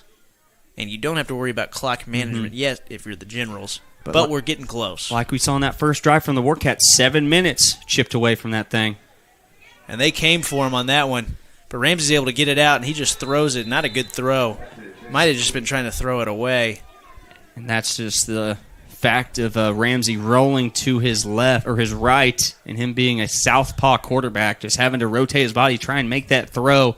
It's just a tough thing for any quarterback to do. So ends up sailing on him a little bit. Luckily, it wasn't intercepted. And so it is second down still, 2nd and 20. The Generals holding again strong on defense. Really, it's just been one drive where they haven't been able to be successful as far as defensive standards go. Mm-hmm. But this might be the biggest stand of them all. They cannot give up any more points if they want any chance of winning this ball game. So Ramsey drops back to pass. He's throwing deep, and he's got Alvis. And does Alvis come up with that ball? He does. Wow. Catch. What a great catch. Goes up right on Laura. By J-Mo Alvis. And a good throw by Ramsey. Jeremiah Laura had good coverage, but the size of the Warcat receiver just too much to handle, and ends up kind of boxing the cornerback out and just goes up and gets that ball. Good play by the Warcat receiver.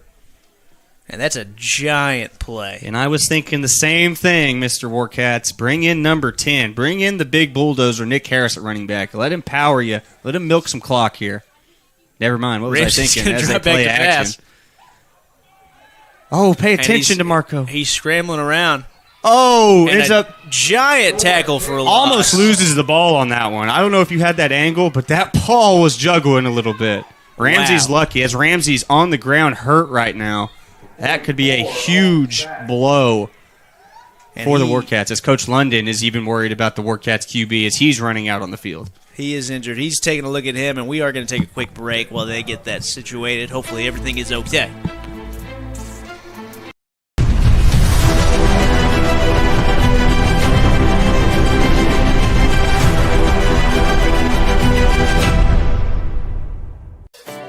With the taste of friends, family, and backyard barbecues, Bentonville Brewing Company. Family owned, family operated, family friendly. Pick up a 6-pack of your favorite IPA, porter, sours, or any one of the delicious flavors Bentonville Brewing has to offer. Or enjoy a cold one on tap at your favorite restaurant. Bentonville Brewing Company. Quality, consistency, assume your natural state. Bentonville Brewing Company, Bentonville, Arkansas.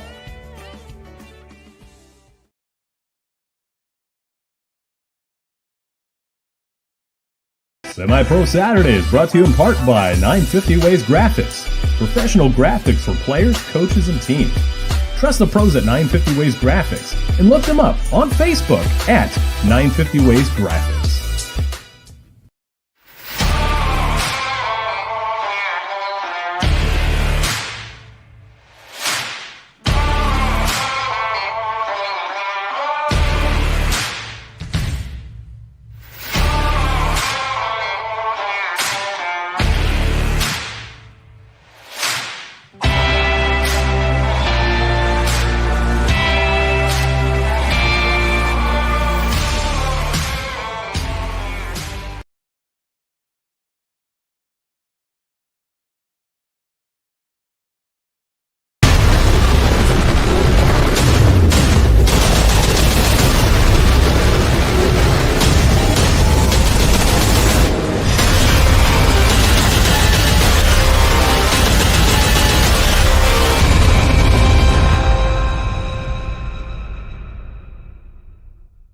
The roof is the home's main defense against the elements, so services like upkeep, repairs, and upgrades are vital. David's Roofing is the only roofing contractor in Northwest Arkansas that has the prestigious Select Shingle Master rating from Certainty. With David's Roofing, your roof is in good hands.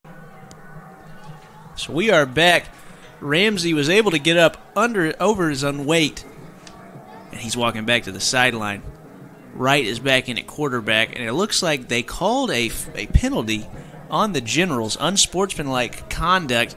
The entire team, while we were at break, the entire team was out at the middle of the field. And now Coach London is talking with the ref.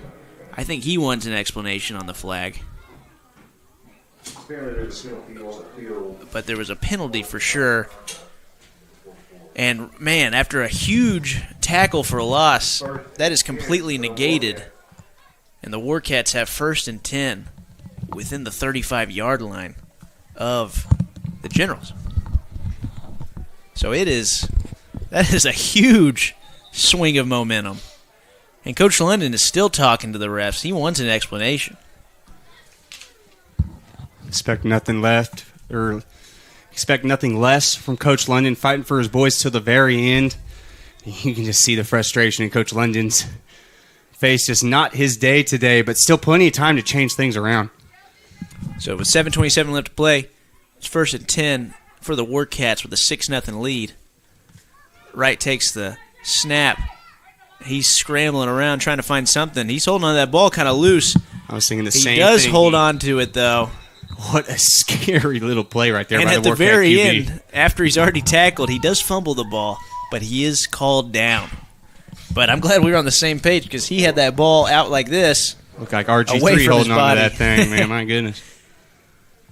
Fun fact, I did get to see Robert Griffin III play at Oklahoma State, and go Pokes, we won 60-14, but let me tell you, RG3 was a difference maker for only scoring 14 points in a ball game. I mean, he was a difference maker, no doubt. Now, was that, if you don't mind me asking, was that during his Heisman year, or was that a different year? Yeah. At Baylor, I mean, they were a force to be reckoned with that year, and they were favored against us, too, and we just... Brandon Whedon, when you're 29, you think things different. So, and sometimes, hey, that's the Mike Gundy effect sometimes. Exactly. You win some you shouldn't, and lose some you should. Basically lose against OU every year. So we're going to have a timeout on the field. Everyone needs to talk things over, and I think that's going to lead us to a quick break, folks. We'll be right back after this. This is Southern Sports Network.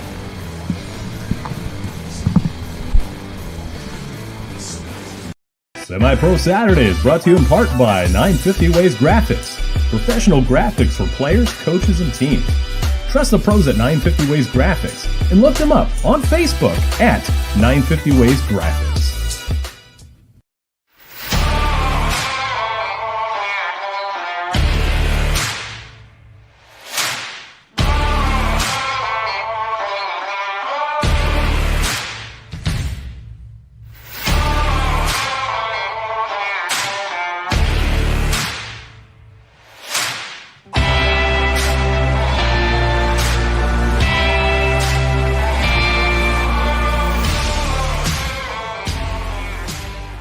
We are right back. So after a timeout by the Warcats to figure everything out, they are back on the field with that 6-0 lead and 6:29 left to go in this game.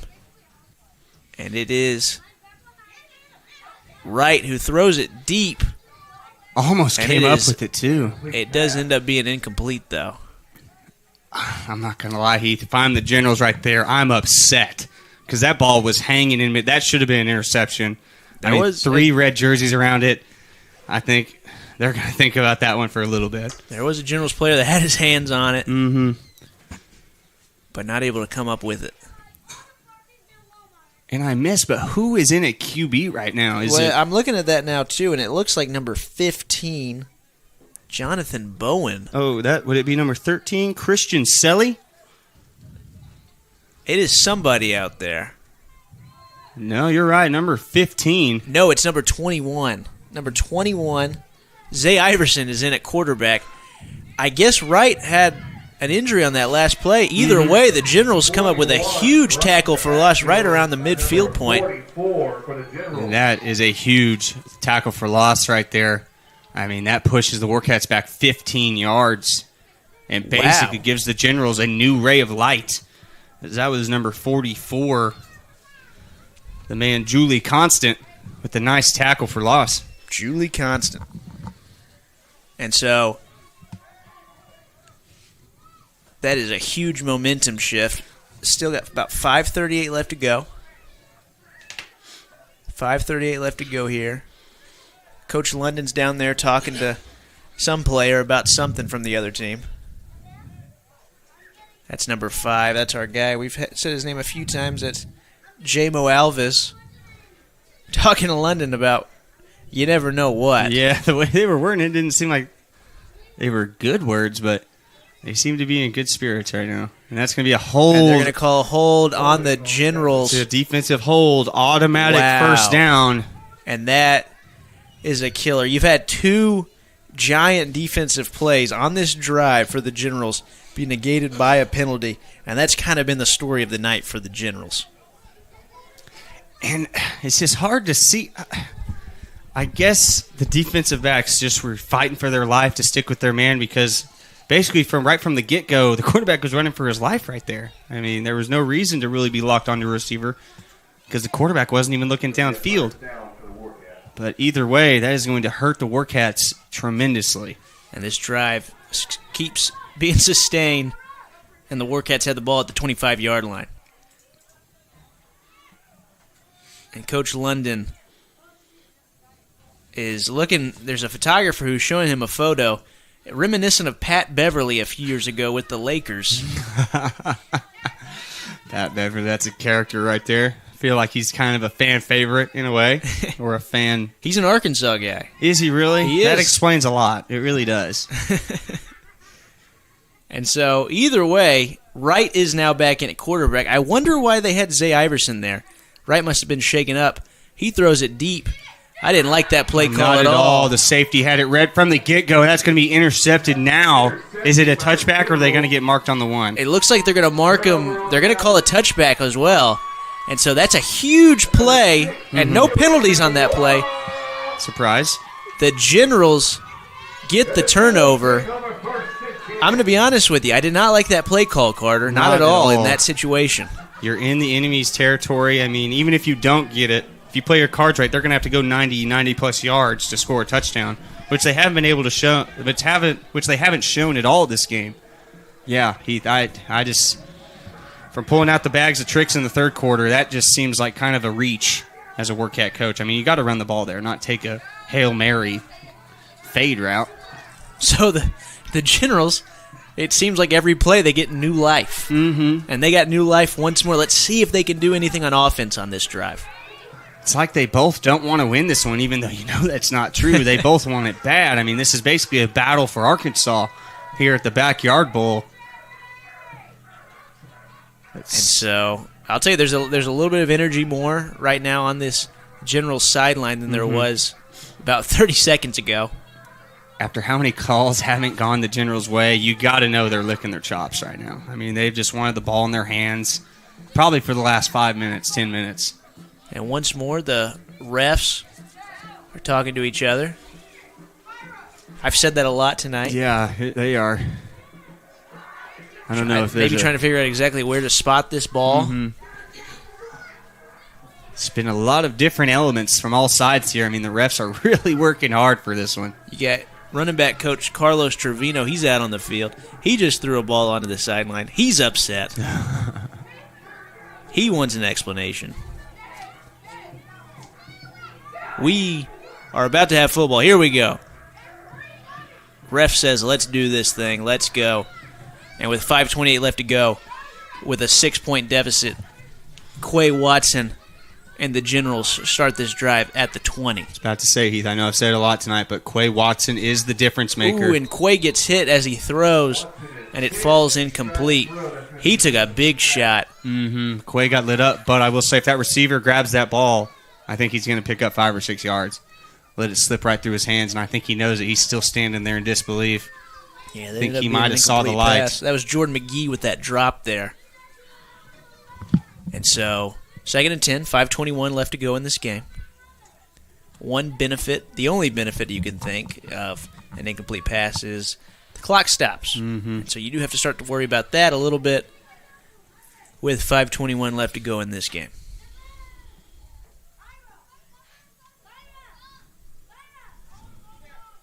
So on 2nd and 10,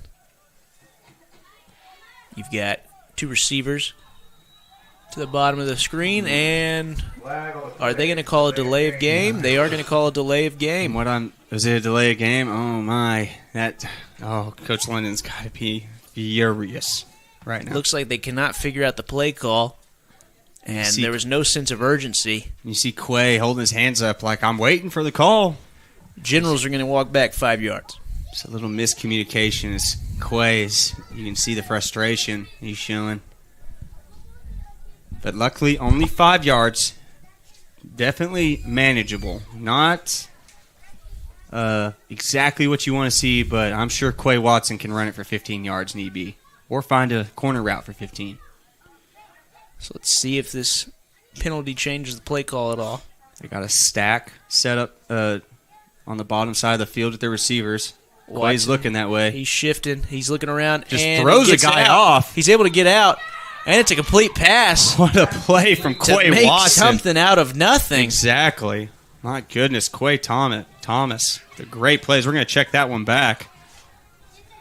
Looks like Bruce on that catch. The Warcat defender had him dead to rights, but Quay just kind of threw out an arm and said, "Get off me, son," and then just floated one out to his receiver for a nice 16, 17-yard gain for the first down. Got slung around and almost looked like he got his momentum to right where he needed it to be. And I said for a first down, that ball complete. Actually 3rd and 4, but definitely better than the 2nd and 15 they just had. 3rd and 4, Watson. He's looking around. Nice pocket there for Quay. He's got so much room. There is a flag on the play, though, and he just runs it. And a nice trip up. What a tackle by there. Number 16. I think it's Rambo Chambers. And number 15 for the Warcats. We gave him a player spotlight earlier, Jonathan Bowen. He holds down the middle of that field for the Warcats, and right there he just made the biggest play of the night, in my opinion. There's a flag on the play, though. And we'll see what it ends up being. And the way this game's gone, I got to think it's against the Generals. Yep, holding. It's going to be holding on the Generals, and they are going to accept that penalty. Bring the Generals back. And after making up such ground after the first penalty, a second one comes and just kills all the momentum once again. I mean, every time this Generals team gets going, something happens to just halt all that momentum, all that movement they got going forward. So it's, like you're saying, it's just been the thing for sure for the Generals this whole game. Has just been shooting themselves in the foot with penalties. Still, though, 4 minutes left to go in this game. You have the ball, only down 6. You have a kicker that can kick extra points. We'll see what happens after this play. Watson, he's able to throw it. He just throws it high, well over the head of the receiver. And it falls incomplete. Worst case scenario here for the Generals because everyone knew that was 2-down territory, so you just needed to get half the yardage right there. Any sort of yardage would have helped. But that incompletion really puts you in a hole. So on 4th down. It looks like Quay Thomas is coming off. So it looks like they might be punting, seeing if their defense can come up with another big stop. Or is Denzel Franklin coming on to lead the Generals under center? And it looks like that is what is happening here. Mr. Franklin coming out. I mean, so late. You can see Quay. He is frustrated on the sideline. I mean, he's just pacing right now, just trying to calm himself down. And there's a flag on the play. It looks like another delay of game. We have another delay of game penalty. And I think I know what next week's practice is going to be for the Generals. It's just going to be offense looking towards the sideline, picking up a play, and running that thing. Here's the good news about football. It seems like the biggest improvement is from week 1 to week 2, right? Mm-hmm. And a lot of that improvement can be in the minute details of penalties and, just like small completions, that kind of thing. And so they have a lot to work on, and I think the Generals will be able to improve it. Regardless, I believe a timeout was called. And so both teams are talking about this. Mm-hmm. And while they talk these things over, we are going to take a quick break. 3:45 left to go. It is 4th down for the Generals with a 6-0 deficit. We'll be right back.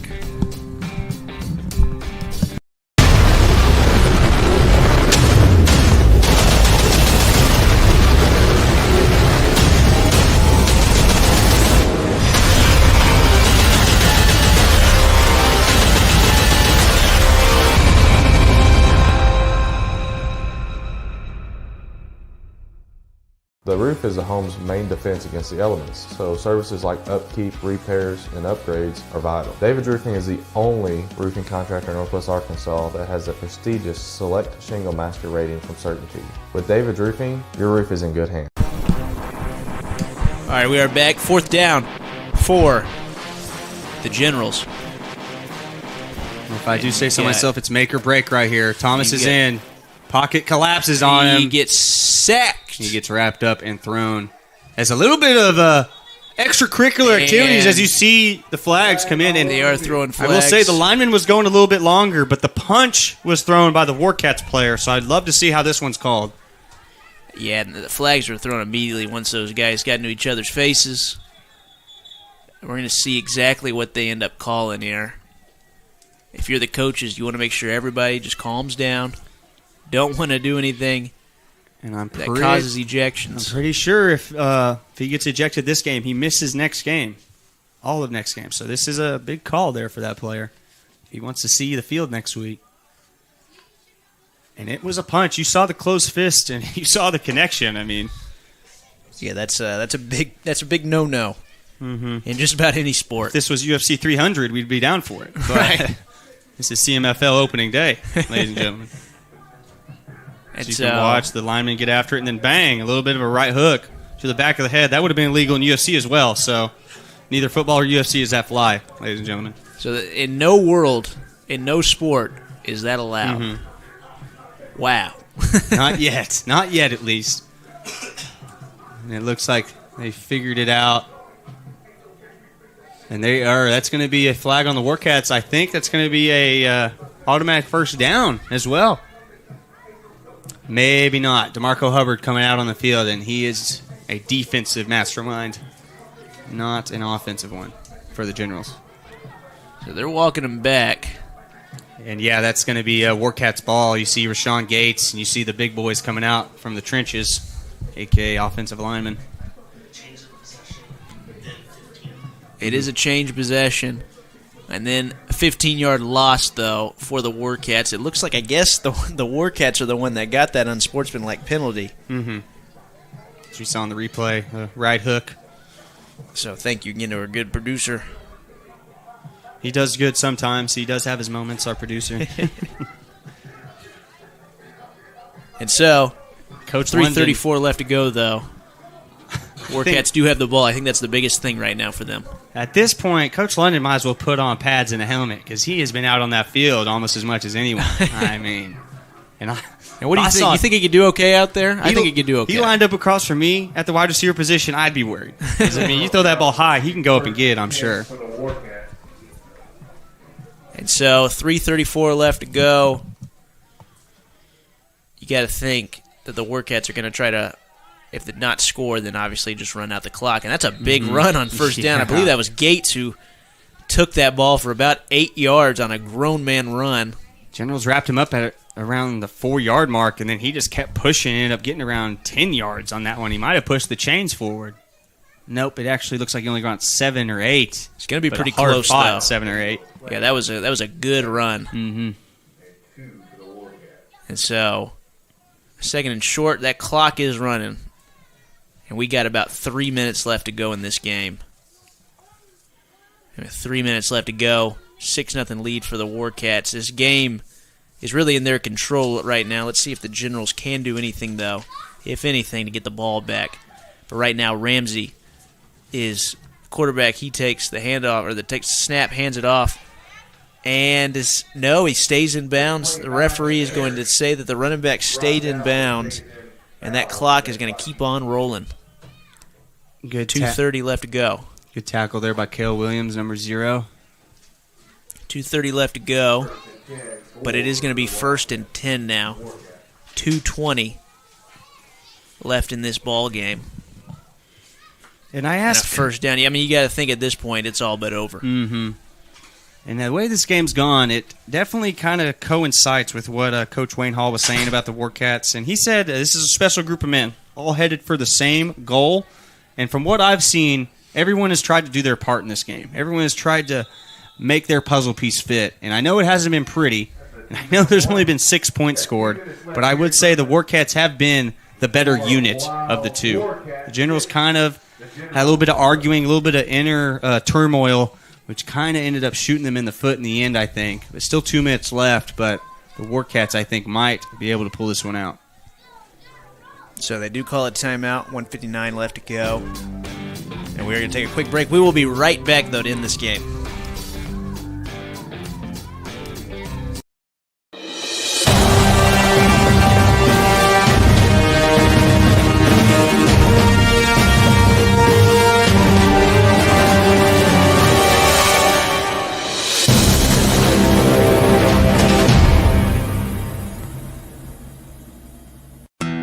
Since 1941, the Dickey's family has been smoking the very best quality meats, low and slow, for 14 hours every day. It's how Mr. Dickey did it, and it's how we still do it in every Dickey's restaurant across America. Lunchtime, dinner time, anytime. Eat in, pick up, or heck, we'll even deliver to you. There is no shortcut to what we do. Come in and see us or visit Dickeys.com. Legit Texas barbecue. All right, 2 minutes left to go in this game. 1st and 10 for the Warcats. They're not going to be able to just kneel it. They will have to run this ball out. So there is a chance that the Generals do get the ball back with a little bit of time. But right now it is Rashad Gates with a great run. He gets close to that first down marker. He's down at about the 4-yard line. Good grown man run again by Rashad Gates. Yeah, a couple missed tackles, a couple shimmies left, a couple shimmies right, and he's, I think, within the 5-yard line in the danger zone here for the Generals. But that clock is ticking, and it's ticking fast as we are at the minute 30 mark, almost at the quadruple zeros. Yeah, 90 seconds. Really, all you want to do is just get a yard. You don't even necessarily want to score. I mean, you will be up 2 possessions, but just run. You kind of want to just run out this clock at this point. I'm sure the way this game's gone, the Warcats coach just wants to get out of here and just game plan for next week because this was ugly, but it doesn't matter if you come out with the victory. It doesn't really matter how it looks. So 1:08 left to go. And the whistles are blown. They are going to take a delay of game. I don't know if they meant to do that or not. One wouldn't I think so. they did. I mean, you wouldn't want that clock to stop. At this point, I think they can just run out the clock. Mm-hmm. And I think you might have hit on them. If they did do it on purpose, I think it's about what you just said. They didn't want to put it in the end zone. Just want the clock to hit zeros. So 1:04 left to go. It is 2nd and short. It is 2nd and short, so it looks like, and again, Carter, would you believe me if I told you that the refs are huddling and talking for a decent amount of time to each other again once more? It's like they don't want us to go home. They don't want us to go home. That's okay, because I'm having a good time watching football. CMFL action. It's been a good opening day, but I will say next week, a little less zebra action. Maybe. You know what I Hopefully. mean? It would be nice. Everybody's getting their reps in. But you see a foul, you got to call a foul. You got to do your Or job. a flag. You see a flag, you got to throw it. So you can't fault them for doing their job. And so our wonderful producer once again is saying unsportsmanlike conduct called on the defense, on the Generals. And they put them back where they were. So everybody's back to where they were. And with 1:04 left to go, the handoff to 29, the and handoff. he walks it into the end zone. It's Gates. 12-0 Gates Warcats. once again. Touchdown Warcats. 50 seconds left to go in this game. And if it is 12-0 now after that giant TD to seal the game for the Warcats. They're going to go for 2 here. It's Ramsey. I think this is the Still time at you QB. test your kicker out, honestly. You don't have one, you find one in these situations. Carter, I don't know if they have one.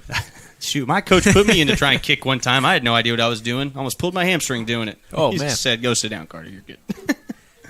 I'm glad you're okay. That's all now. it takes, just one try. I don't know if I'm okay, but And so they do hand it off to Gates, and he barrels his way close to that, and they're going to stop him. That's a good goal line stand to not allow the 2-point conversion. So the Generals do have a positive note to end this game, but it's going to be 12-0 Warcats. 50 seconds with left. barely any time left in this game. So you got to think though that the Generals are going to try as best they can to score this next possession. Mhm. So while we wait for that, we are going to take one more break, and we'll be right back. 12-0 Warcats over the Generals. 50 seconds left to go in this game.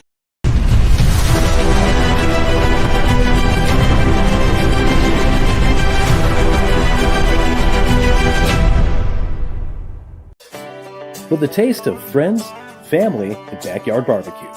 Bentonville Brewing Company. Family owned, family operated, family friendly. Pick up a 6-pack of your favorite IPA, porter, sours, or any one of the delicious flavors Bentonville Brewing has to offer. or enjoy a cold one on tap at your favorite restaurant. Bentonville Brewing Company. Quality. Consistency. Assume your natural state. Bentonville Brewing Company, Bentonville, Arkansas. All right, we are back to end this game. 12-0 Warcats after Rashad Gates' touchdown. And they are about to kick off once more. That's Ramsey who's going to kick it off, it looks like. And with 50 seconds left to go, Carter, I mean, we can go ahead and wrap this one up. Pretty close. Yeah, it seems this one's out of reach here for the Generals, but it was a tough game. A lot of mistakes on both sides, but the Warcats were able to push through and get those 2 touchdowns there in the second half, which that last one coming with literally a minute left in the game. But both teams need to work on both sides of the ball, but I think both teams definitely have some stuff they can take away as positives. And a little squib kick covered by the Generals right around their own 45-yard line. So they are going to start this drive with decent field position, but a 2-possession game with barely any time left. 42 able to make up for that first onside kick. Didn't let that one smack him in the face, in the face mask. And so that's Robert Allen with that recovery, number 42. Robert Allen with that recovery. We talked about it a few times. Bruiser, that guy. Mm-hmm. Big old dude. Little bowling ball. Bowling ball. Here comes Denzel Franklin. And so Franklin is going to be the quarterback in this game. Watson, he was able to show some highlights for sure. Mm-hmm. He definitely has speed. And when he has time, he can throw the ball. But he just was never able to, and the offense as a whole for the Generals was never able to get anything going tonight. Yeah, that's something we've seen a lot of here on this offensive side for the Generals is their offensive line has just not been able to hold. I mean, a lot of pocket collapses here, and you've seen Quay running for his life a lot. So definitely something they can work on as Denzel just throws an out route to the defender, and that one's going the other way. And he's going to take it all the way. He's going to get pretty close at least, and he does. Remember, it is NFL rules, so he was not touched when he was on the ground. Mm-hmm. And so he's able to run that in for a touchdown. Is that Warcat? And, man, this game became a blowout on the scoreboard pretty quickly. That was Christian Marshall with the pick-6 return for the Warcats. And right as it was 12-0, make it 18-0, as this game is now officially out of reach with just 30 seconds left in this ballgame. Wow. Things change very quickly here on Semipro Saturday night. And on the replay here, you can see the speed from that Warcat defender. He takes it all the way, make it 18-0. So, coming back out for the 2-point conversion are the Warcats. We talked about the struggles of the Generals, but the highlights of the Warcats, I mean, both quarterbacks, but really I got to say Smitty Wright is really what sort of bolstered this team to the victory. Mm-hmm. And I would say Smitty and Ramsey, because when Ramsey came in, he definitely carried his own weight. Because what he come in 2 for 2 to start? I mean, basically cold turkey coming in there. Ends up leading his team on a nice drive. I think they ended up fumbling in within the 20-yard, within the red zone. And it's Ramsey who handed it off to Gates, but that ball's coming back. It is taken by a Generals defender, and he's going back. He gets stopped by Ramsey at about the 45-yard line, but good defensive play by the Generals. I'll tell you, they have been phenomenal on stopping these two-point conversions. Tony Mayo trying to make some magic happen late in this one. But he is a linebacker, so he's not known for his speed, but able to get his team out towards the 50. And I believe that would have been only 2 points because it was on the 2-point conversion, correct? Yeah. Yes. So, with 28 seconds left to go, it is 18-0 Warcats, who are about to kick off once more. I wonder if they do another onside here, Heath. I mean, they why not, you know? They've done it several times. Practice started makes perfect. The game with it. Mm-hmm. Yeah, if you want to keep doing it, you just might as did well. it like a minute ago. Did it a minute ago. It was almost a squib. Almost a squib kick. Squib onside. If you're an 8-year-old girl, you maybe call that a squib. That was an onside in my book, brother. So they are about to kick off now with a 3-possession lead. Warcats are going to kick it off to the Generals. And I'm curious to see what the Generals do to try and end this game. Got the kickoff, another onside. Bobbled a little bit. Out. And it's close, but it looks like the Generals do have it. I don't know. They're fighting for it. Yep, they're going to give it to the Generals. He's going to stick with the red jerseys. 28 seconds left in this one. So Franklin now in at QB for them. He's going to finish this game out. Had an interception on that last drive. And Heath, I think it's time to choose our Dickey's Barbecue Player of the Game. And we were talking earlier, Ramsey or Smitty seems like one of those two guys, but I'd have to say I'd got to give it to Ramsey. You're going to give it to Ramsey? The offense was so dull. He comes in, kind of gets that fire started, and then Smitty comes back in and just takes over the reins. But yeah, I got to give it to Ramsey. Getting this offense going after just a standstill in the first half. I think number 4. Can we get 2 awards? Oh, yeah. We can do whatever we want. Because I'm going to give it to Wright, the other quarterback who led them to a really important touchdown drive, ran the ball in for a touchdown. So both quarterbacks. I mean, kudos to the coaching staff for knowing they have 2 weapons there at that position. Exactly. If you're a coach, you can't be happier. I mean, you got 2 weapons at, in my opinion, the most important position on the football field, QB position. He has 2 guys he can choose from. And even he has 3 guys. I mean, who was Jay Iverson? Didn't he come in for a little bit? He came in for a little bit. Zay Iverson was QB. So they have 3 guys to choose from. And Zay, obviously a little bit more of a runner-style quarterback, but plenty of weapons here for this Arkansas Warcat team. And it looked like Jacob Bruce is in the game with a 2-yard run. And the Warcats are going to take this one. 18-0 over the Northwest Arkansas Generals for Week 1 of Semipro Saturday on the Southern Sports Network. Carter, thank you for being on. I'm Heath Anderson, along with Carter Randolph. We will be back next week for more action.